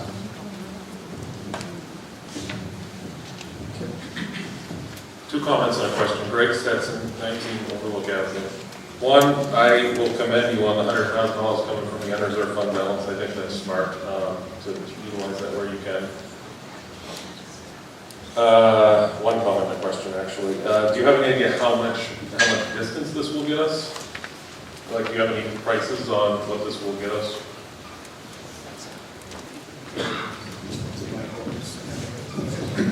So this is more a patch kind of job.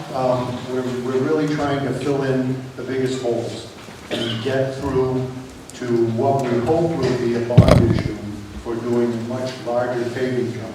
If you look at Article 9 in the warrant, there is an effort to put some money out for bond council, which we're trying to pull a bigger number together to do an entire road or several entire roads. This will be more a matter of trying to create a patch, a Band-Aid, a fix to what are some of the worst conditions in the road, in the roads, that we can get to that point a year or two from now. This is not an entire road repair. This is more, let's make sure we don't lose a school bus down this one.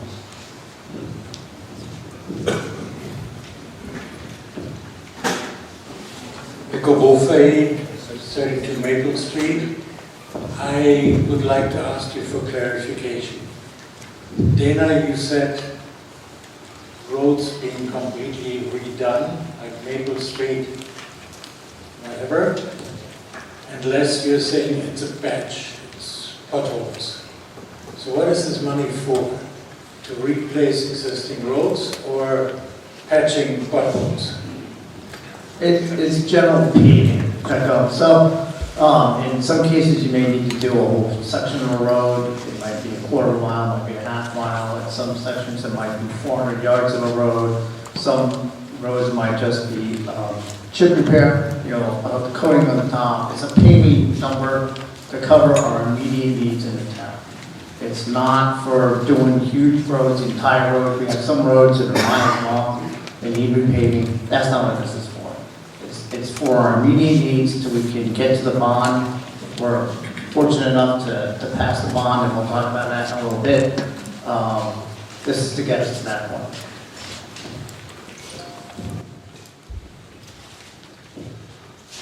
Okay, any further discussion on Article 4?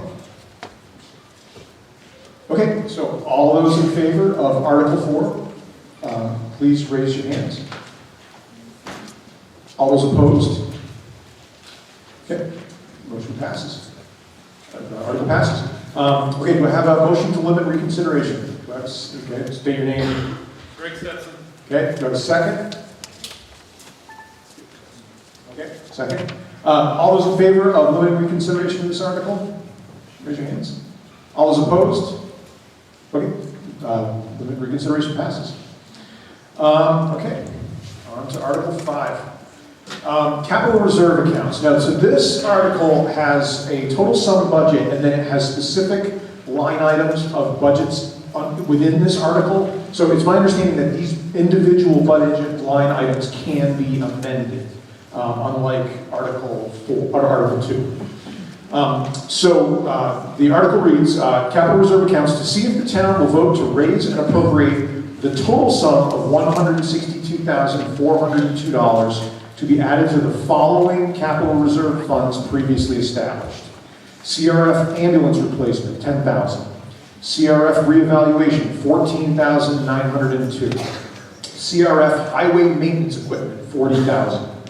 CRF transfer station equipment, $20,000.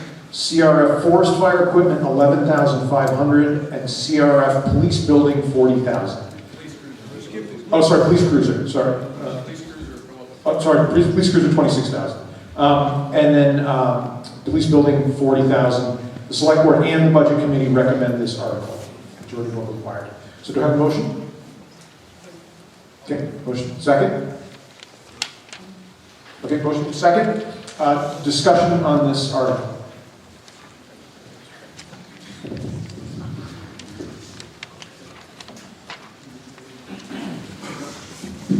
Karen Brulé, Main Street. Mr. Monitor, I am going to make a motion to change some of these figures, but before I do, I'd like to give an explanation as to why I'm suggesting this. Okay, so I'm going to ask that we go slowly here so we can keep up with the calculators, okay? Okay. There's only two adjustments. Right, so we can only amend, so we can only do one motion, one amendment at a time. Because it's a line item? Well, so because they're all, we can amend the, I believe because this article specifies we can amend individual items. You can amend the total number, Yeah. And with that, if you have two funds you want to reduce or... Correct. Okay. Make that clear in the amendment, and you're going to be voting on those together. So the whole block, it's still a block vote, but the amendment's going to change two of those numbers. So we're Correct. changing And three it'll obviously numbers. change the total as well. Correct, okay, so That's when fine, you can do it that way. so when I make my amendment, I can say, I like to make an amendment to reduce this, and then give you a total. Total net, yes. That's Total right. That- net. Yes. Correct. Okay, thank you for clarifying. Okay, so I realize, and everybody here, I'm pretty sure in the room realize that our capital reserve funds and why we do them is to help with future tax burdens. Okay, based on our budget that we just passed, the other warrant articles that is in front of us to ask to allocate money, okay, I feel that this is one article that we can reduce some of reduce the dollar figures. For example, our ambulance replacement fund, they're asking for $10,000. Like I said, I want to explain before I do my figures, okay? So please try to be brief and concise here. You've got Okay. a lot of articles still to go through tonight. I understand, okay?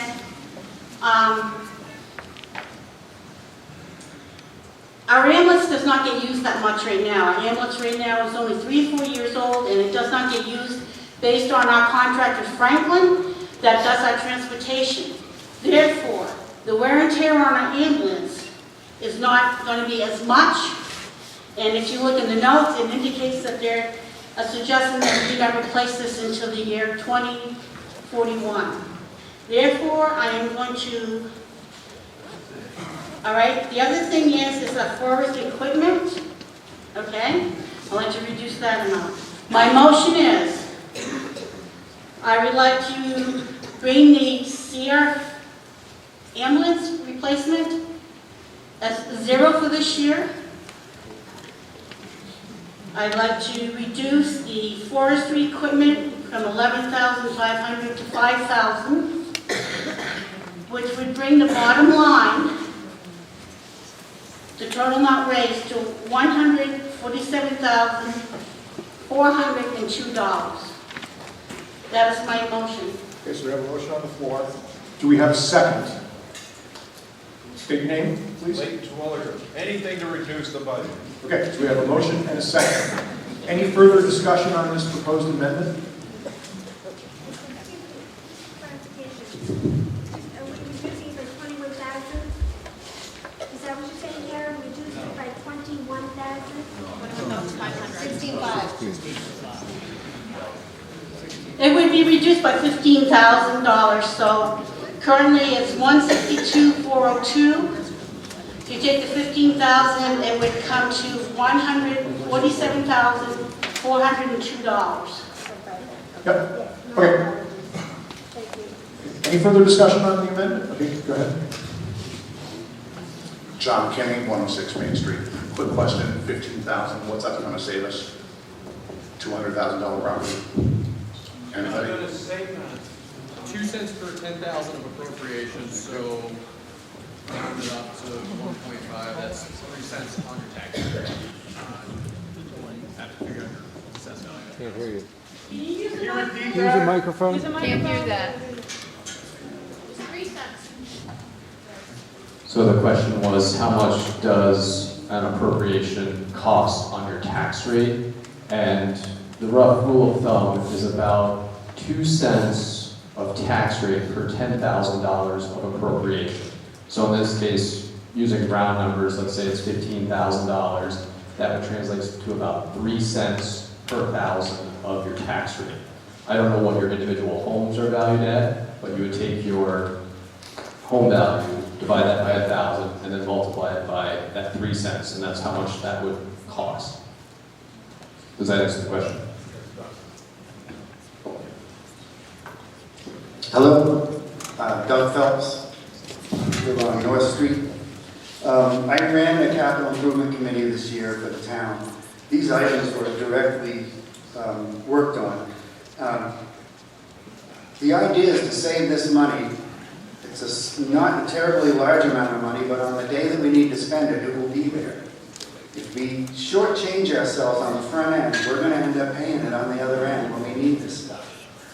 So I think we probably want to stick to our guns, stick to these numbers, so that when the actual day arrives and we need to make these purchases, it's there.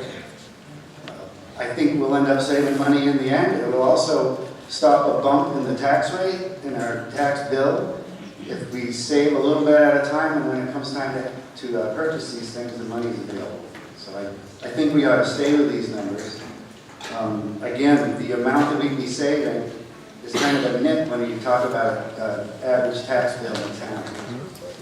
I think that nit could turn into something unaffordable if we shortchange ourselves on the front end. Thanks. Can I speak again? There's someone else wants to speak, and then you can come back up.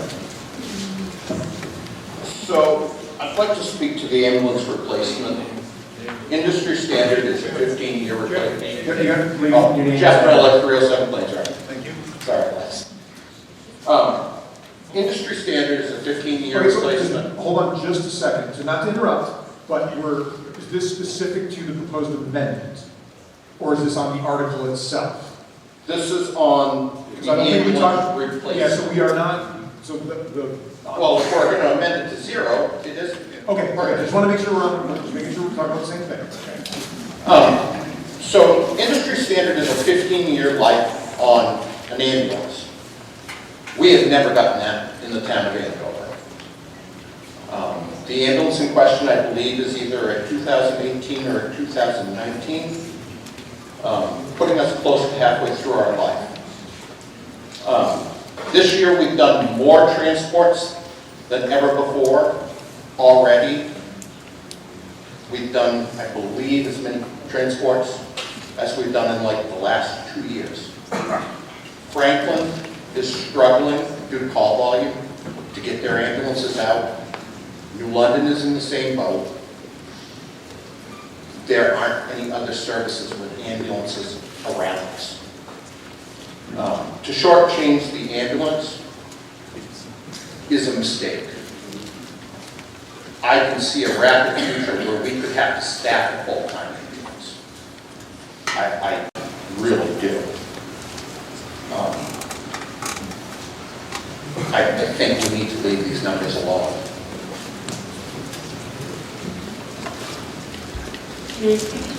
Okay, be precise, please.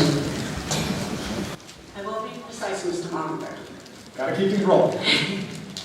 The thing is we need to make our taxes affordable for people in the town, as everybody knows. A lot of people are in fixed income, okay? The school budget has gone up. The proposed articles that we have to pass. These articles, I understand they're very extremely important, but this is something that we can increase next year too. So in other words, next year when capital reserve funds come, instead of saying $10,000, you can say $11,000. Or you can say $12,000 to make up for the difference this year. So, it's something that you can increase a little by year. But this year, because so much has been asked from the taxpayers for taxation, I'm just suggesting that we hold off on these and maybe increase them in the future a little more. Every year it's the same amount, so just increase that amount in the future years for the capital reserve. Okay. Any further discussion? Okay, we're going to call this to a vote. So the vote is on the amendment to reduce the Article 5 down from 162,402 to 147,402. All those in favor of the amendment, please raise your hands. All those opposed? Okay, amendment does not pass. Okay, any further discussion on the article? Okay. John Champagne, Bay Road. I would like to add on the highway equipment line item an increase of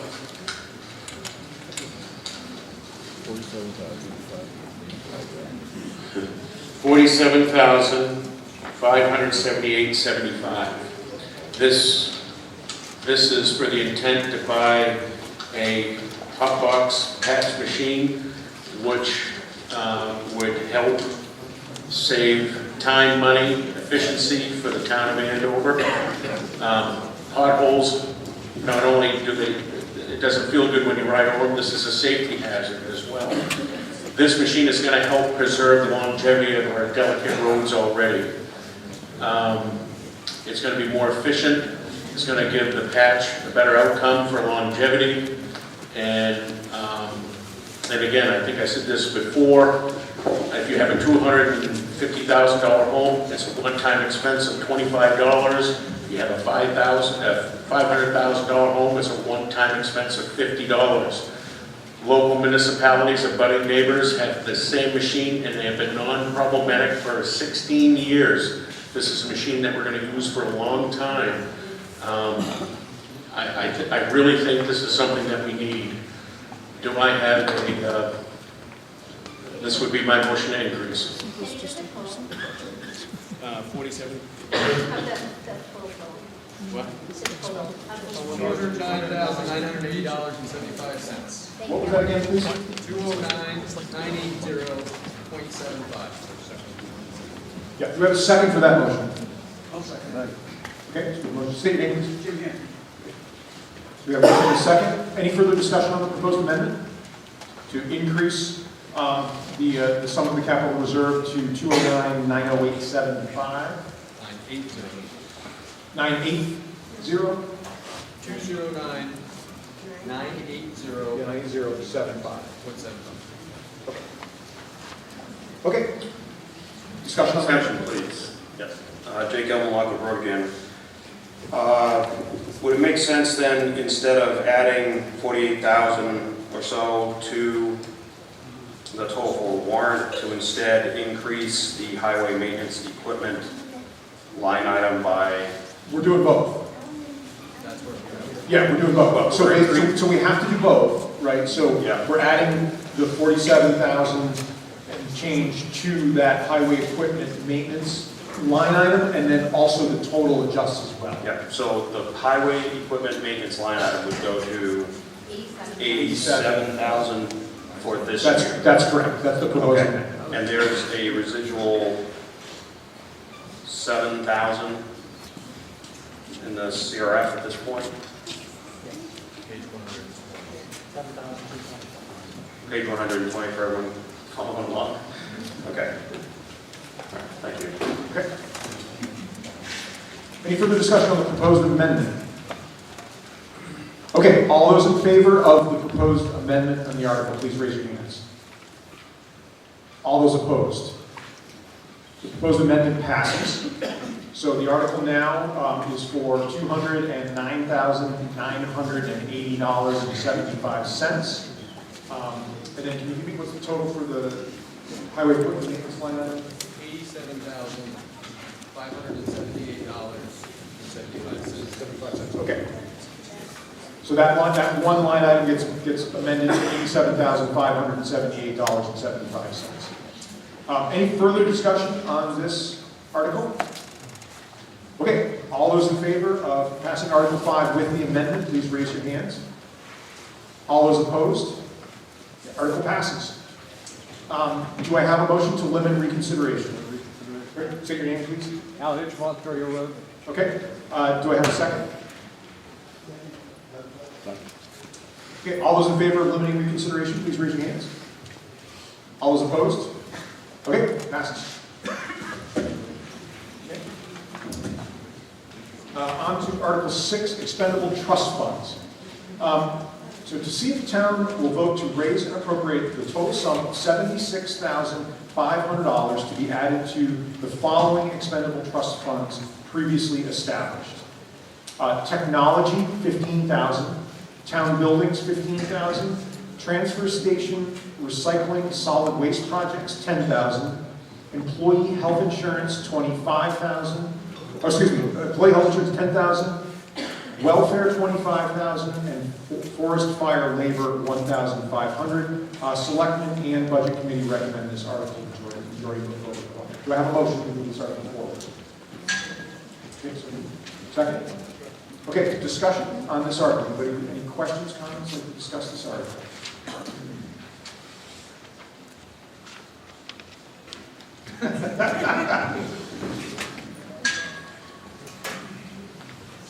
Carissa Noble, Franklin Highway. I just want clarification if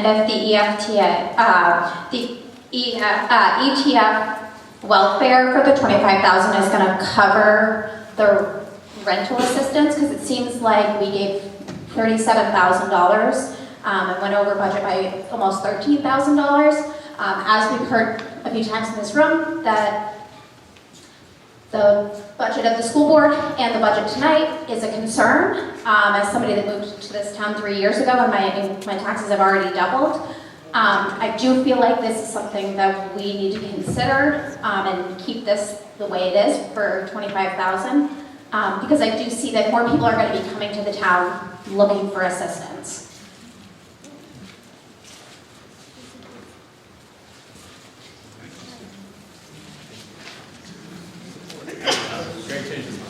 I did change my mind. Sit there long enough. Greg Stetson, 19 Overlook Ave. Can you give us any explanation for what the target amounts for some of these ETFs are? You want to take that? So unlike the capital reserve funds, the use case of the ETF is kind of in the name. ETF stands for Expendable Trust Fund. We treat these almost as operational accounts. And for example, last year we established the welfare account that Carissa was just speaking about. And what that helps us does is our operating budget, it helps us absorb spikes. So we try to estimate the budget in our operating side as best we can. And then in the event that there is an unanticipated expense that comes in, we have this ETF. To answer Greg's question directly, there really is no target amount that we want to save up to. These will ebb and flow year over year as needed. And to go back to Chris's comment there about welfare, we don't know if 25,000 is going to be enough, but that's our best guess. And we are beholden to pay that regardless of what that number comes in. And that becomes a job of the selectmen to figure out where we can pull money from otherwise. Did that answer your question okay? I mean, like you said, you didn't really answer the question. I appreciate what they're for. I'm just wondering what the goals are, because looking at, for instance, town building maintenance ETF, there's a balance of over 27,000 in there, right? And then if you look at another one as employee health insurance, there's a balance of over 15,000. So if you don't really have a goal or an anticipated expenditure, then I would propose that we not fund those, because maybe what we're at is sufficient. So again, the employee health insurance, that was new last year, and I think we're getting to a comfortable number that will help us offset the addition of family plans. So if staff come in with families, that's what the employee health insurance one comes from. The town buildings, I'm not aware of any major renovations coming up this year, but historically I think we've maintained a balance around 40,000 in that just to cover building repairs.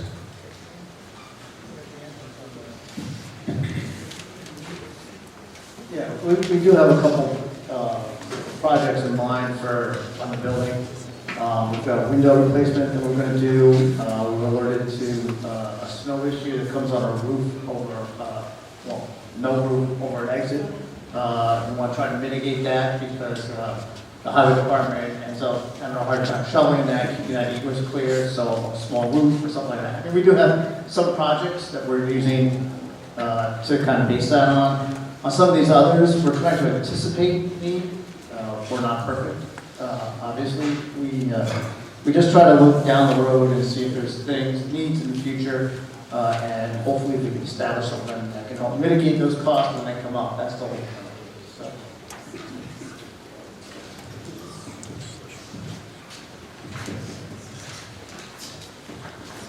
I would make a motion, we amend this article to reduce it by $15,000.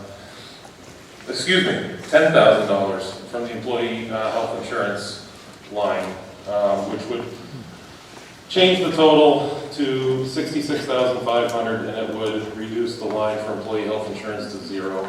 Just looking at the page 120 at the trustees of the trust funds. balance is over 15,000, which was added last year, and nothing was taken out, so it seems to me that maybe that's sufficient. Okay, do I have a second? Okay, state your name, please. Okay, motion and second. Any discussion on that amendment? Okay.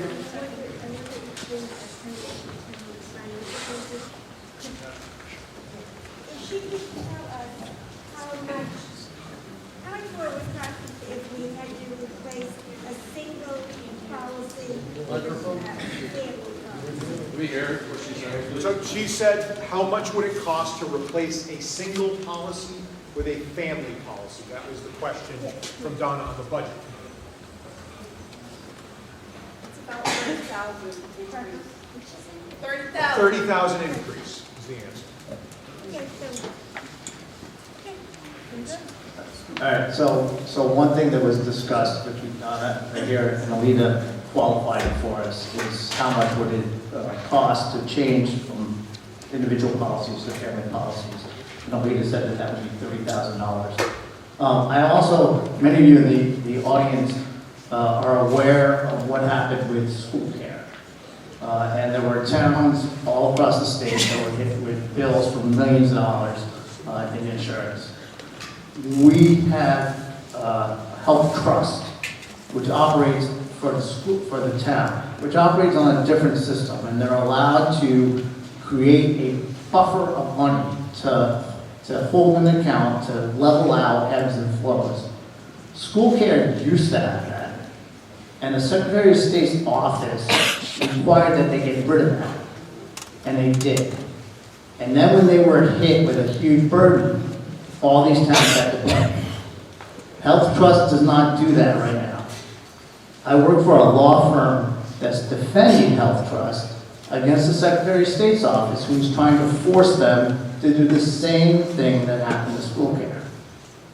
If the Secretary of State's office succeeds in that, then they're going to have to follow the same model that school care does. Money in an ETF will help to buffer us should we get hit with some kind of expense down the road, like these towns that got hit with millions of dollars for their school care, health care. It's a small amount if we get hit with some kind of huge, we're a small town, but if we get hit with some kind of huge increase down the road, this would help buffer us or get us through at least a year. So that's the point of one of the points of having this ETF.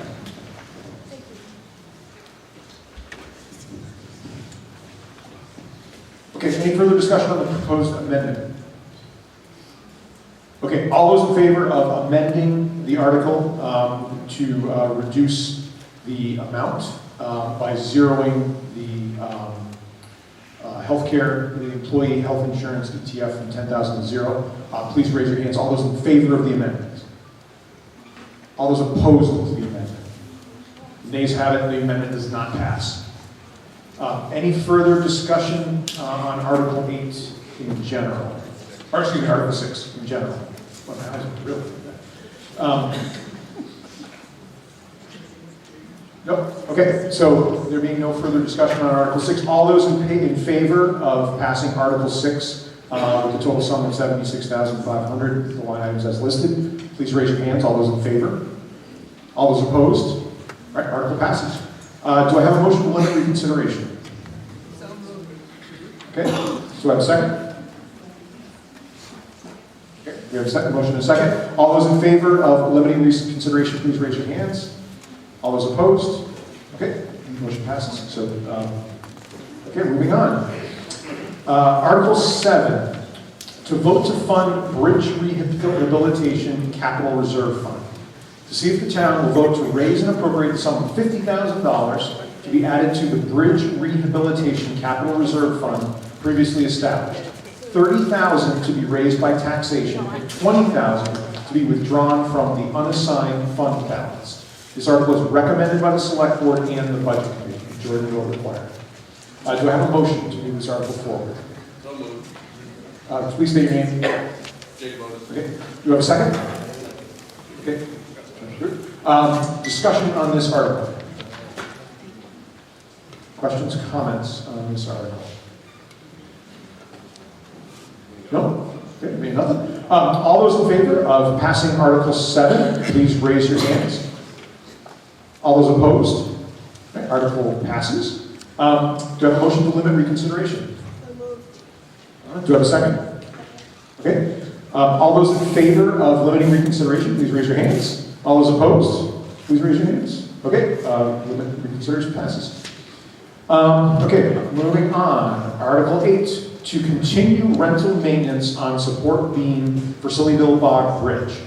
To see if the town will vote to raise and appropriate the sum of $12,000 for the continued rental and maintenance of a temporary structural support beam currently installed at the Sillyville Bog Covered Bridge for a period of up to 12 months. This is recommended by the Select Board and the Budget Committee. Majority vote required. Do I have a motion to move this article forward? Okay. Do I have a second?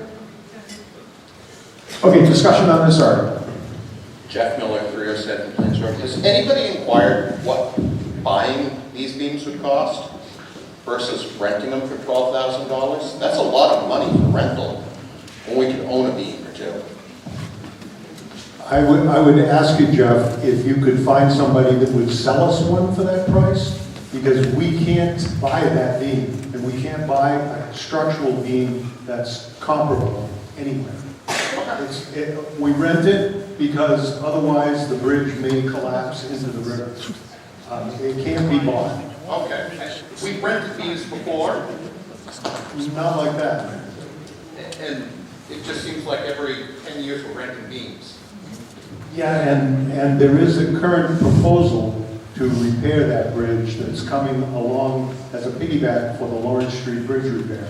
So that beam will stay in place for another year or so. Okay. That's fine. If we're renting it so much, let's own it. Okay, any further discussion on this article? No? Okay, so all those in favor of passing Article 8 to raise and appropriate $12,000 for Sillyville Bog Bridge, please raise your hand. All those in favor? All those opposed? Please raise your hands. Okay, motion article passes. Do I have a motion to limit reconsideration? Do I have a second? Second. All those in favor of limiting reconsideration, please raise your hands. All those opposed? Okay. Passes, so no, I'm not going to consider that one. Okay, moving on, Article 9. To vote to establish bond and debt-related professional services expendable trust.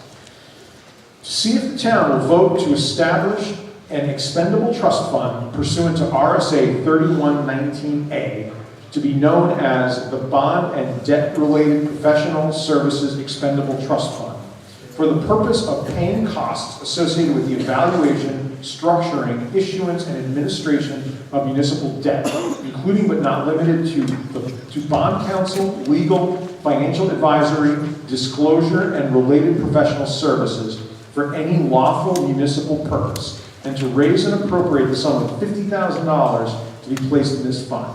Further, to name the Select Board to act as agents to expend from said fund. This is recommended by the Select Board and the Budget Committee, and majority vote required. So do I have a motion to move this article forward? Okay, so moved. Second. Okay, discussion, questions, comments on this article?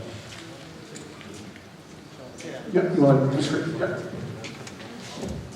So let me just kind of give you a little history of what we're trying to do here.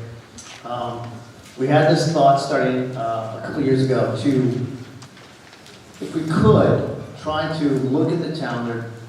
We know the roads are terrible. So kind of take the projects that would need to be done, say over a 10-year period. And if we could group those together and put them out there with one contractor, we would get an economy of means, a better price on paving, and do all of these roads all at once. So it'd be a summer of paving, if you will, by a single contractor, probably, that would then do that. And we would put that cost to do that upfront in a bond, and then spread that payment for that bond over a 10-year period. So the idea is that it's kind of a wash as far as what our paving budget would be every month, or every year, because instead of paying a paving number, like the CRF, we have $400,000 this year, we would be making a bond payment instead. But if we get the roads up to a better condition across the town, they're easier to maintain. Everyone would be happier with the roads all in good conditions at once instead of trying to do this piecemeal over a longer period of time. It's just a better way of doing it. Is this feasible? We don't know.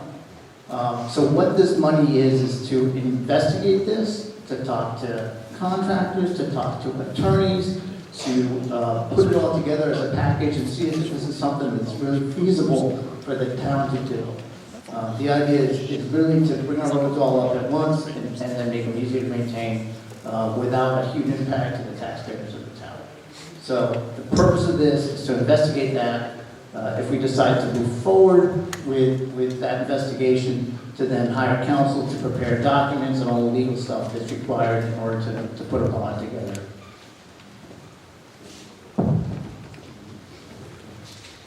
Okay, any further questions or comments on this article? Yeah.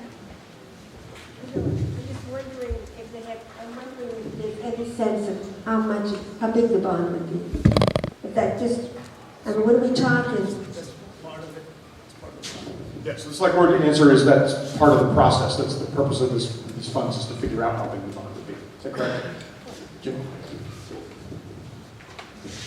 I've worked for almost every road agent going back to this town, John Gerda, and every single road agent that I have talked to or worked with was the major problems with town of Andover is like to put Band-Aids on the roads, we don't like to fix them. So this is our chance to actually fix the roads instead of putting Band-Aids on. So I highly recommend that we pass this article.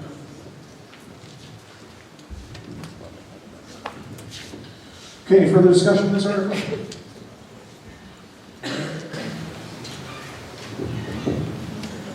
Lake Dweller, $46 across the road.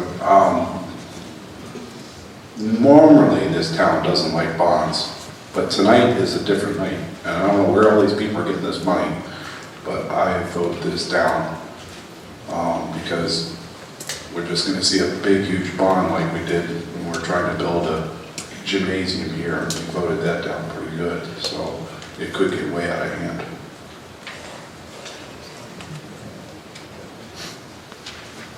Any further discussion on this article? Okay, being no further discussion, all those in favor of Article 9, please raise your hands. In favor of passing the article. Okay. All those opposed? All right, article passes. Those with, so would somebody hear a motion to limit reconsideration of this article? Okay, do we have a second? A motion and a second. All those in favor of limiting reconsideration, please raise your hands. All those opposed? All right, passes. Moving on, Article 10. Okay, to vote, Article 10, to vote to establish Beaver Deceivers Expendable Trust Fund. To see if the town will vote to establish an expendable trust fund pursuant to RSA 3119A to be known as the Beaver Deceivers Expendable Trust Fund for the purpose of paying costs associated with the repair and maintenance of the town-owned beaver deceivers, and to raise and appropriate the sum of $2,500 to be placed in this fund. Further, to name the select board to act as agents to expend from said fund. And this is recommended by the select board and the budget committee. And major majority vote required. So do I have a motion to move this article forward? Okay, do I have a second? Okay, got it. Motion and a second. Discussion on this article. Questions, comments? Vicki Mishcon, 520 Elbow Pond Road. I was asked by the Conservation Commission to speak to this. It's basically, I think the Select Board and the Conservation Commission agree that the beaver deceivers have done a great job. We've had 19 years of seeing how well they work in certain areas that have high beaver activity in saving our culverts and our roads. So it's been bouncing back and forth, having a little bit of money to, they don't really need much maintenance, but having, or any at all, having a little bit of money there in case a new one needs to be built somewhere, or there's a little bit of repair or redesign. Sometimes it needs to be redesigned if suddenly there's new flowage coming through an established beaver deceiver. So the $2,500 is the minimum that we should have. It's been bouncing back and forth between the Conservation Commission and the Highway Department, and neither one of them wants it. So this is a great way to have it available in a capital reserve fund if it's needed. And if, again, we suddenly have a surge of more water coming through, we can add to the fund. But it sounds like a really great idea to have it in a capital reserve with the select board as agents to expend, so the money is there.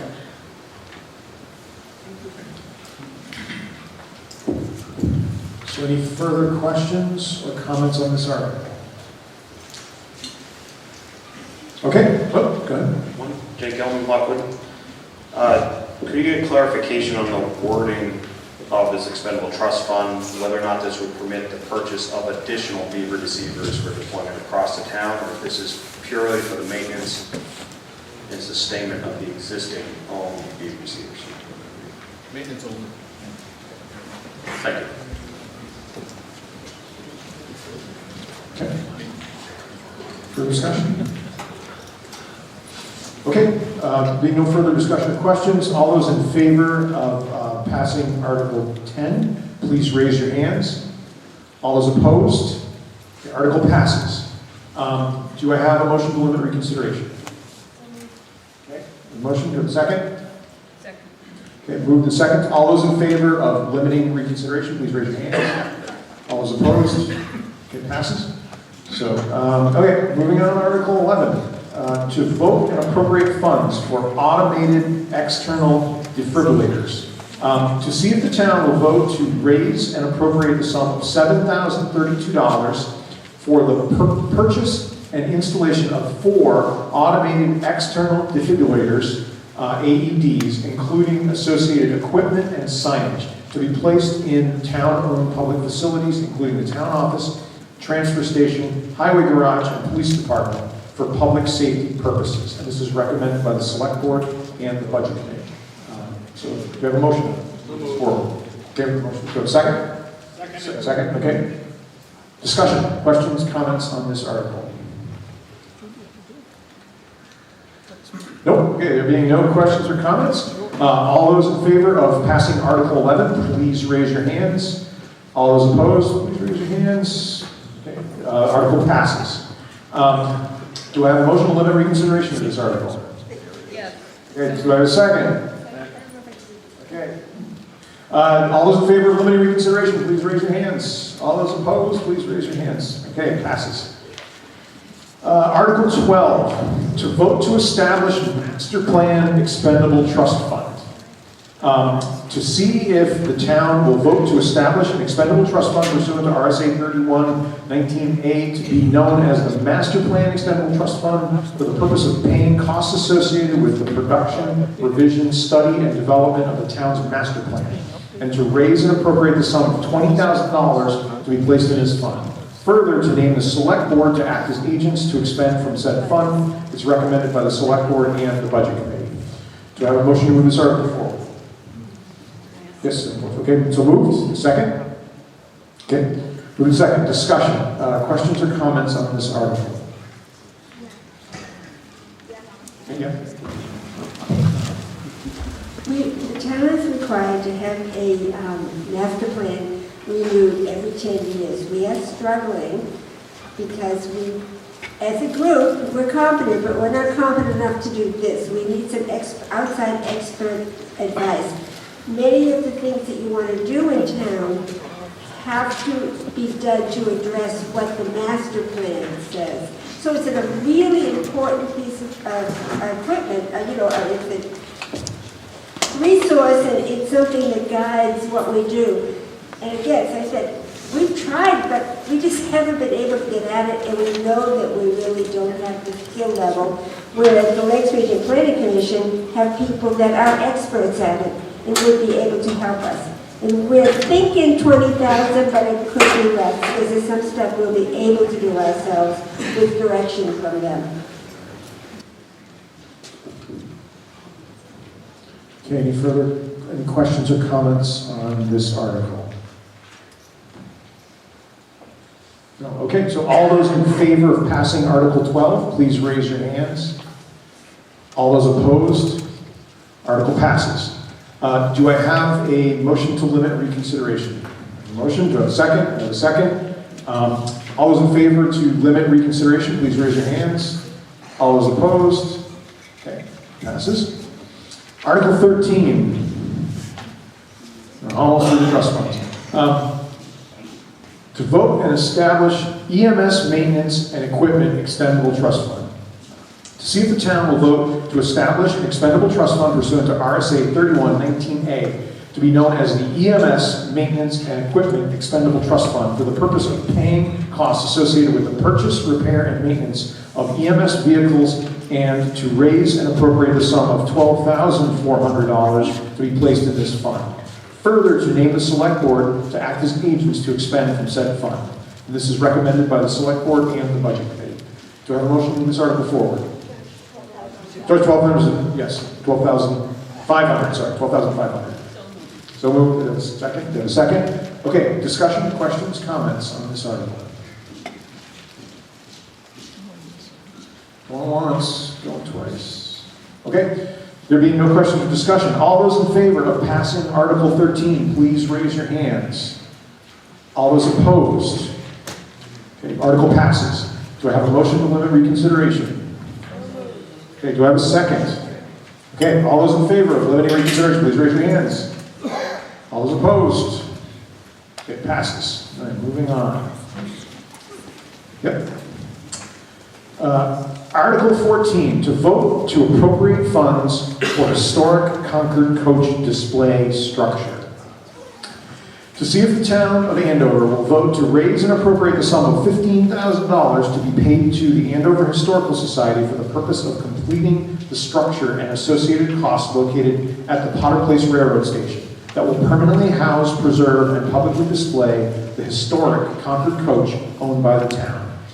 This is submitted by petition, and it's recommended by the Select Board and the Budget Committee with a majority vote required to pass. So do I have a motion to move this article forward? State your name, please. Okay, do I have a second? Okay. Okay, questions, comments, discussion on this article?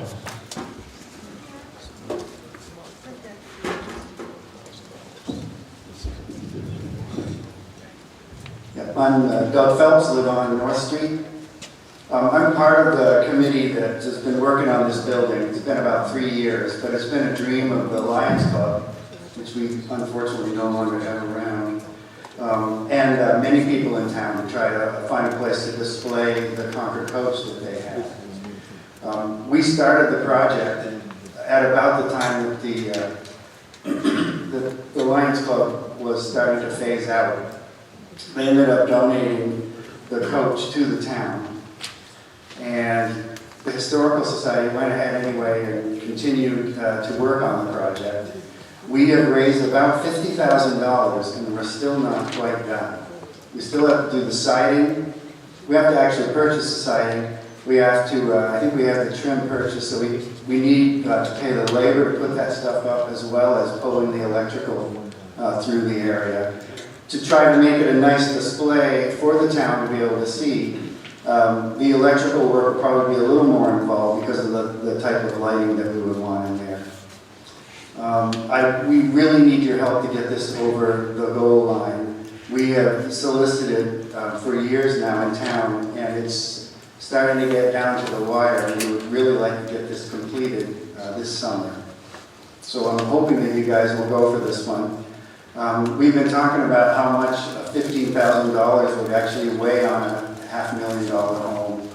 It's not much money. I think if we were going to go into pizzas, which I think we were talking before, it's maybe one large pizza from your tax bill would help us get this thing completed for the benefit of the entire town and the surrounding area. That coach is a pretty outstanding piece, and we need to be able to display it so the town can enjoy it.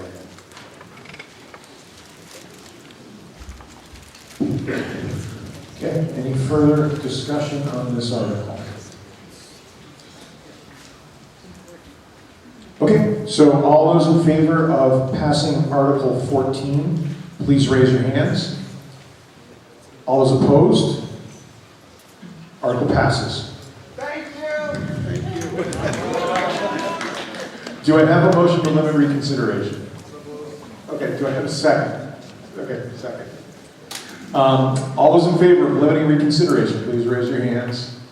All those opposed, please raise your hands. Okay, all right, passes.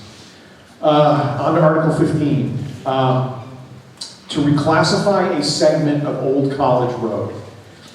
To see if the town will vote to reclassify the segment of Old College Road from the next to last residence to the last residence, currently listed as Class 5 summer maintenance only, as full Class 5 highway, pursuant to RSA 231-81-2B, and to remove the existing note in the town road list so that Old College Road is Class 5 to the final residence. This was submitted by petition with a majority vote required. Do I have a motion to move this forward?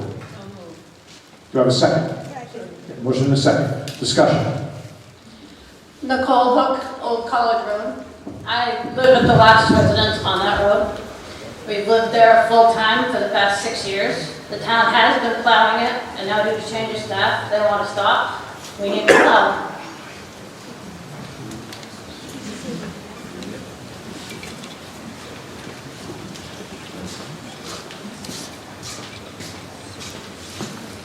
Greg Stetson, 19 Overlook Ave.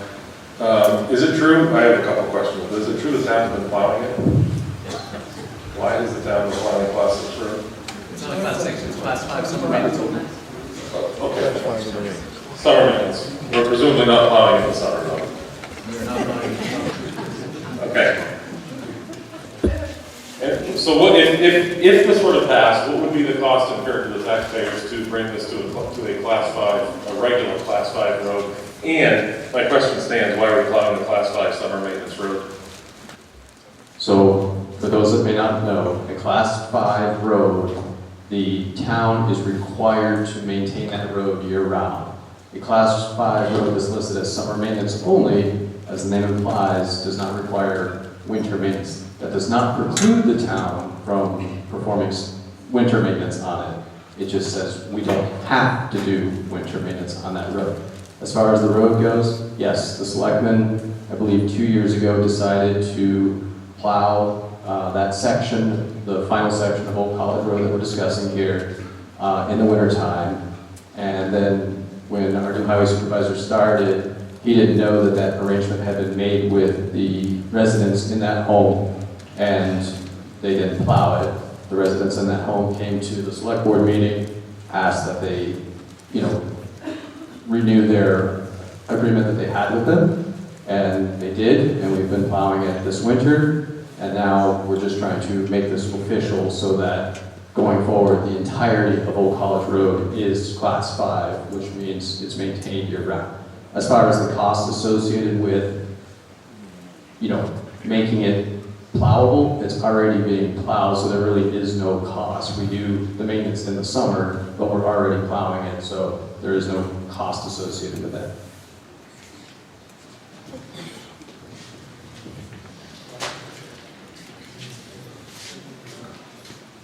Greg Stetson, 19 Overlook Ave.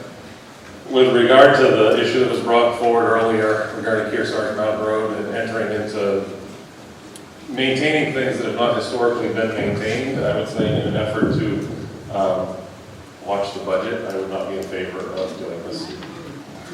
Mr. Monitor?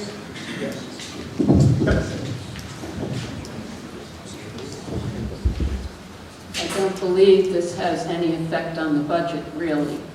And aside from Nicole and Joe, who are full-time residents, there is another property owner at the end of that road who is currently standing at the mic, who would like to have it plowed as well. The road is in fine shape. The plows have had no trouble at all going down and turning around. In fact, a giant garbage truck took the wrong direction, ended up going all the way up and down the road, and managed to turn around. It's really not a problem. Sorry, Jeff. Jeff Jeffrey Newcomb, 28 Chase Hill Road. A brief history of the property is one of the oldest houses in town, built in late 1700s. It was lived in full-time until the early 1900s when Norm Batchelor bought it from his cousins. After that, I'm not sure exactly, but it was run as a girls' camp for several summers, and so there was nobody living there in the winter. In approximately the 38 hurricane, the town, I believe, voted to turn it to Class 6 road, so they didn't have to maintain it, along with Kearsarge Mountain Road and a few other roads at the same time. So it being vacant, seasonal property for so many years, if somebody had lived there full-time from the 1900s, the town would have already been still plowing and maintaining the road year-round, not just summer maintenance. The current residents have lived there for the past 6 years, and prior to that, there was another resident that owned it, and prior to that was Nelson Lebo owned it and lived there, who worked at Proctor Academy. So, and then 3 years ago, the administration decided to, after being asked by the residents of the house, they said that they would plow it to help them out down there. But they didn't, apparently something wasn't right because it had to come before the town meeting now. It was supposed to be on the warrant for the special town meeting in January along with Kearsarge Mountain Road, but somehow got taken off on that agenda. So we're here tonight to ask the town to take up the plowing of the road and make it a full-time Class 5 road. It's been updated over the years from the timber operations in the town doing summer maintenance up there. It's in fairly relatively good shape now. It takes 3 minutes to plow down in, a couple of minutes to turn around, and another 3 minutes to plow back out. I've plowed it myself. So that's what we're here asking for tonight. Thank you. Any further discussion on this article? Okay, moving on. So all those in favor of passing Article 15, please raise your hands. All those opposed? The article passes. Do you have a motion to limit reconsideration? Do you have a second? Okay, all those in favor of limiting reconsideration, please raise your hands. All those opposed? Thank you, passes. Okay, Article 16, to vote to authorize select board to sell land parcel. To see if the town will vote under provisions of RSA 8083 to authorize the select board to sell by negotiated sale to an abutter a .29 acre parcel on Bradley Point Lane, identified as tax map 13, lot 280-107.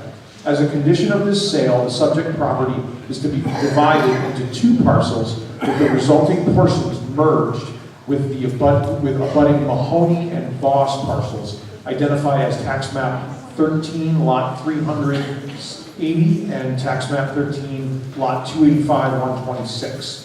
The cost to complete that process is to be paid for by the grantee, and a majority vote required. Do I have a motion to move this article forward? Okay. So move second. Okay. Motion second. Discussion on this article. Yep. Permission to speak, please?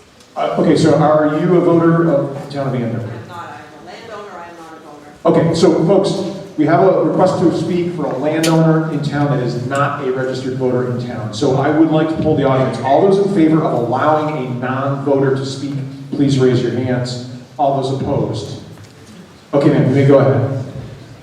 Thank you very much, Mr. Moderator. Thank you, town meeting. My name is Anne Marie Mahoney. I own a property at 15 Bradley Point Lane. which is one of the two abutters to this town-owned parcel. This parcel was a right-of-way from the Jones family to the lake. It is abutted by both myself and the Voss family. This parcel was acquired by the town in 1991 in a tax taking. It is a narrow strip of land, 65 feet at its broadest point, which is at the water line. It is .23 acres, which is less than a quarter of an acre. It is not a buildable lot, and there is no public access because it is a private road. The Voss and Mahoney families have been trying to purchase this parcel for quite a while. All we want is a buffer between us. And, good news, after listening to all of your budget discussions tonight, this would add more tax revenue to the town of Andover, which we will happily do. The goal, as noted in the article, is to split the parcel in half, adding half each to the Voss and Mahoney existing parcels. But by doing that addition, we still do not make our parcels any more buildable than they already are. In addition to that, there is a right-of-way to an abandoned well, which is at the top of my driveway. It is .06 acres. All I want is a deed of clear ownership, and once again, the town gets more tax revenue. Thank you. Thank you for that. Okay, any further discussion on this article? I just want to point out, 2 years ago at the town meeting, we had a discussion regarding this parcel. The Conservation Commission was wanting to put an easement over it. At that point, the town voted it down and stressed very strongly, go forward and make a deal with Mahoney's and Vosses to make this happen. So it's just taken us this time to get it ironed out in the select board, the Conservation Commission, and the owners to figure out the best way to do it. So we very strongly recommend moving forward with this, get it off our books.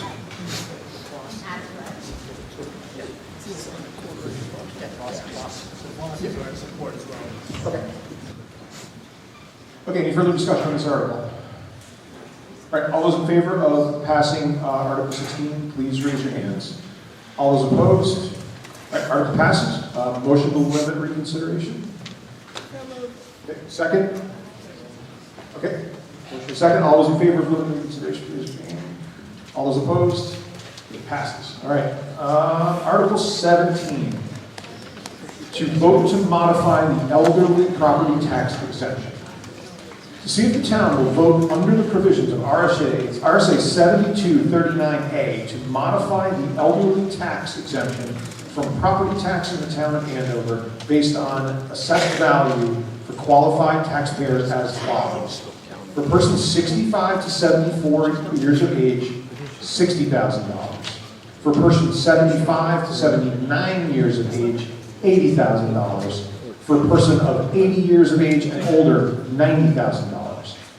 To qualify for the exemption, the applicant must, 1, have been a resident of the state of New Hampshire for at least 3 consecutive years. 2, own the real estate either individually or jointly, or if the real estate is owned by the applicant's spouse, have been married for at least 5 years. 3, have a net income not exceeding $45,000 if single, or $65,000 combined income if married, and 4, own net assets not exceeding $90,000 excluding the value of the applicant's primary residence. The combined net asset limitation for married persons shall apply to a surviving spouse under the sale or transfer of the property by the surviving spouse or until the remarriage of the surviving spouse. This is submitted by petition. So do I have a motion to move this article forward? Second? Okay, so motion is second. Discussion on this article. Questions or comments on this article?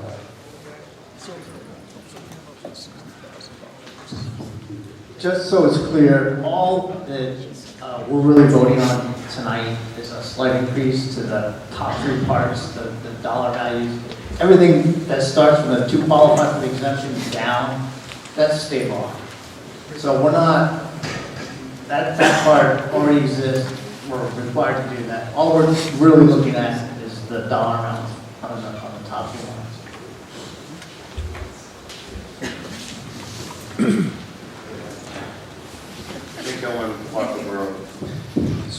Just to clarify your last statement, right, you said below, it says net income not exceeding 45 single and 65 combined married. Right, back on page 97, which I believe is the 2025 exemption report, it shows the limits as being 30 and 40, so that would be a slight increase there, but the material increase is the 20,000 per brackets above.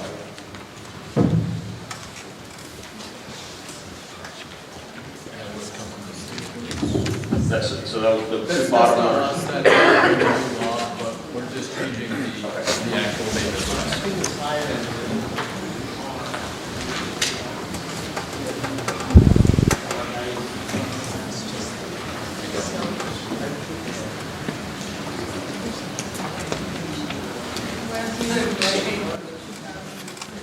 Okay, so that's the other relevant part is the amount of time since it has been changed. So the bottom two numbers then are probably state driven, and the top three then. So I guess don't oppose it. However, did the budget committee review or estimate the impact over a 5 to 10 year period of the change in the threshold amounts as far as relative to the total revenue to the town?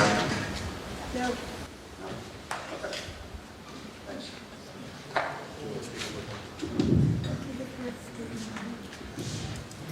Sorry, Jake. So this was submitted by petition. The select board and the budget committee had nothing to do with this article.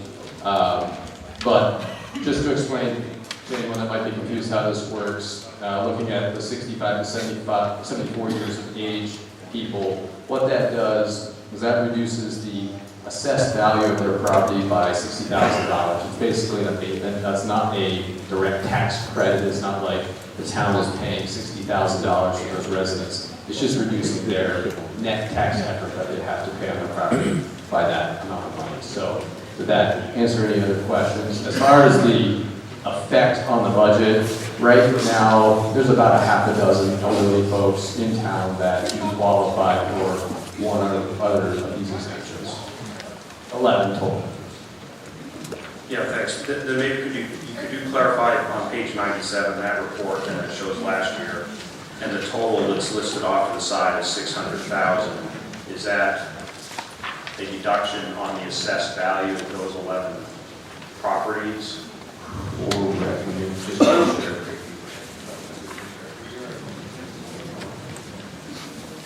Yes, exactly.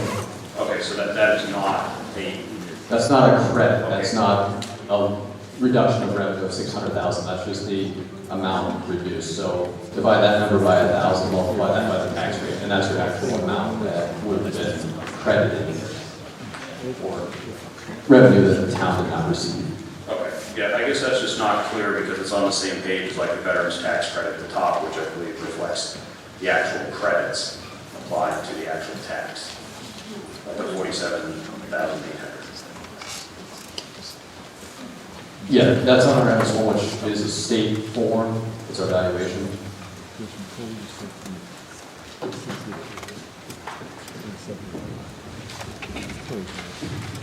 Okay. Any questions? Okay. Can you tell me what, Carissa Noble, I apologize, Franklin Highway. Can you tell me when the next full measurement list is going to be in order to tell us when a reevaluation is going to happen to reflect these numbers again?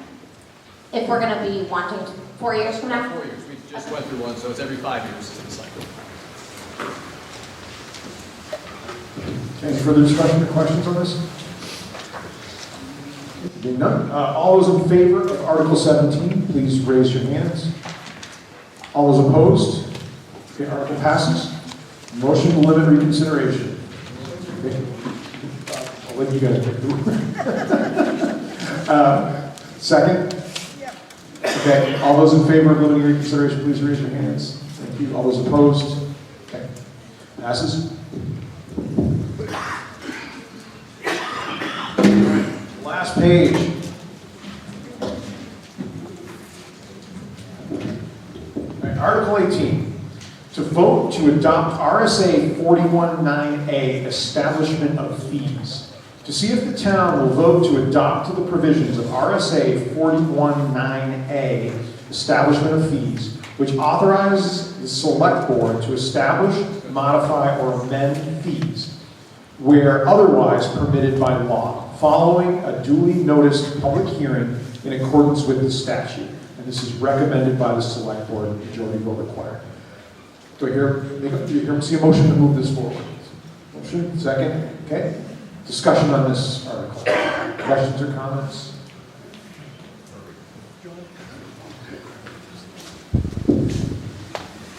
All this is letting us put the fees in so we're not paying less than we're being charged. So if we're paying $3 for tires at the dump and we're being charged $5 for tires to get rid of, doesn't make sense. So we just want to bring everything to an even field so that we're right across the board and all those. Okay, further questions, comments, or discussion on this article? Okay, there being none, all those in favor of passing Article 18, please raise your hands. All those opposed? Okay, article passes. We've got a motion to limit reconsideration. Move second. Okay, motion second. All those in favor of limited reconsideration, please raise your hands. All those opposed? Okay, that passes. So Article 19, vote to decrease the select board from 5 members to 3 members. This was a ballot vote. I don't know if we have any results yet. No, I don't believe so. So this was a ballot vote, so we're just going to skip over this article. All right, so last article, folks, we made it. Article 20, to vote on advisory question regarding state funding and property taxes. The article reads, are you in favor of calling on the New Hampshire legislature to protect local property taxpayers by ensuring adequate state revenues for essential services and avoiding policies that shifts cost to municipalities and local property taxes? Be it further resolved that the select board shall transmit the results of this vote to the governor and all members of the New Hampshire General Court representing Andover within 30 days. And this was submitted by petition. So do I have a motion to move this article forward? So moved. Do I have a second? I have a second. All right, any discussion on this article? Questions or comments?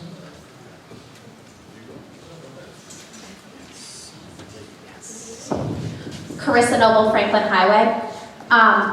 Can I ask the petitioner of this to speak in regards to it?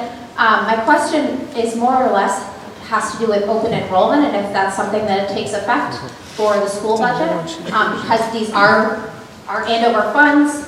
I just want to know if that's the intention of the funds not following a student. So is the petitioner here to speak on this? I'll speak. You want to go ahead? Okay. Janet. Janet Moore, 206 Old College Road, where it goes from paper to dirt.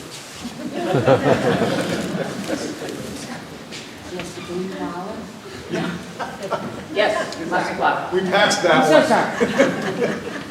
I believe that open enrollment was not the major driver of this warrant article.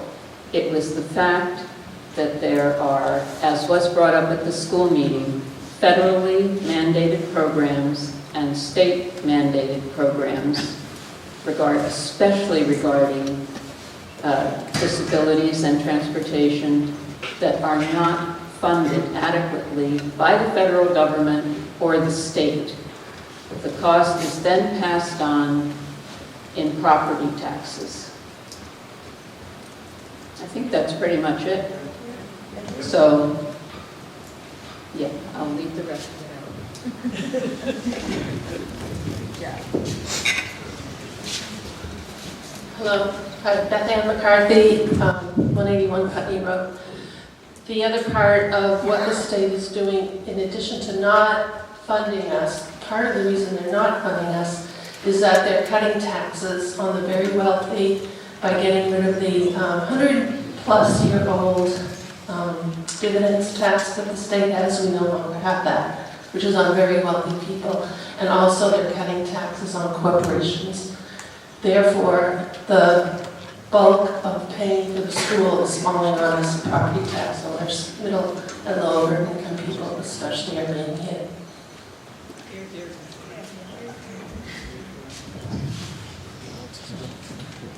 Okay. Any further discussion on this? Okay, so all those in favor of passing Article 20, please raise your hands. All those opposed? All right, since we're at the end, I don't think we need the limit reconsideration on this one. So we'll skip that. Article 21, to transact any other business. Does anybody else have? Oh, okay.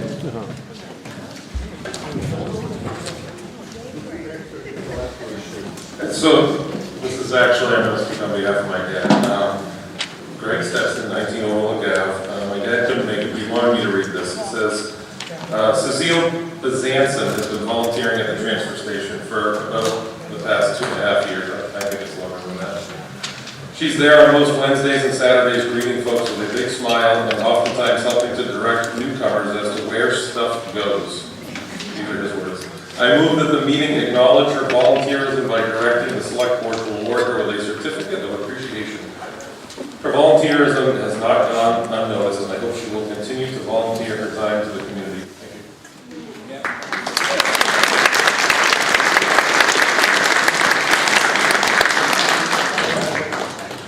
you. Do we have a second to that? All those in favor? Aye. All those opposed? Okay, excellent. All right, with that, okay, go ahead. Jacob, this Flagpole Road. It was mentioned earlier, but just a reminder, fire precinct meeting is next Tuesday, 7:30, East Andover Station. It's another budget vote on and some nominations for commissioners, so please attend and cast your vote. Okay, we have a motion to adjourn. For a second. Before we do, I just want to thank everybody for coming. Again, look around. About 2,500 people in this town, and you folks are the ones that showed up for this meeting. So really, everybody that's here should feel pretty good that we're taking part in something that's pretty special here with democracy. So thank you very much. Do I have raise your hands if you're in favor of adjourning. All those opposed? We're done for 2026. Thank you very much. 250 households, so, you know.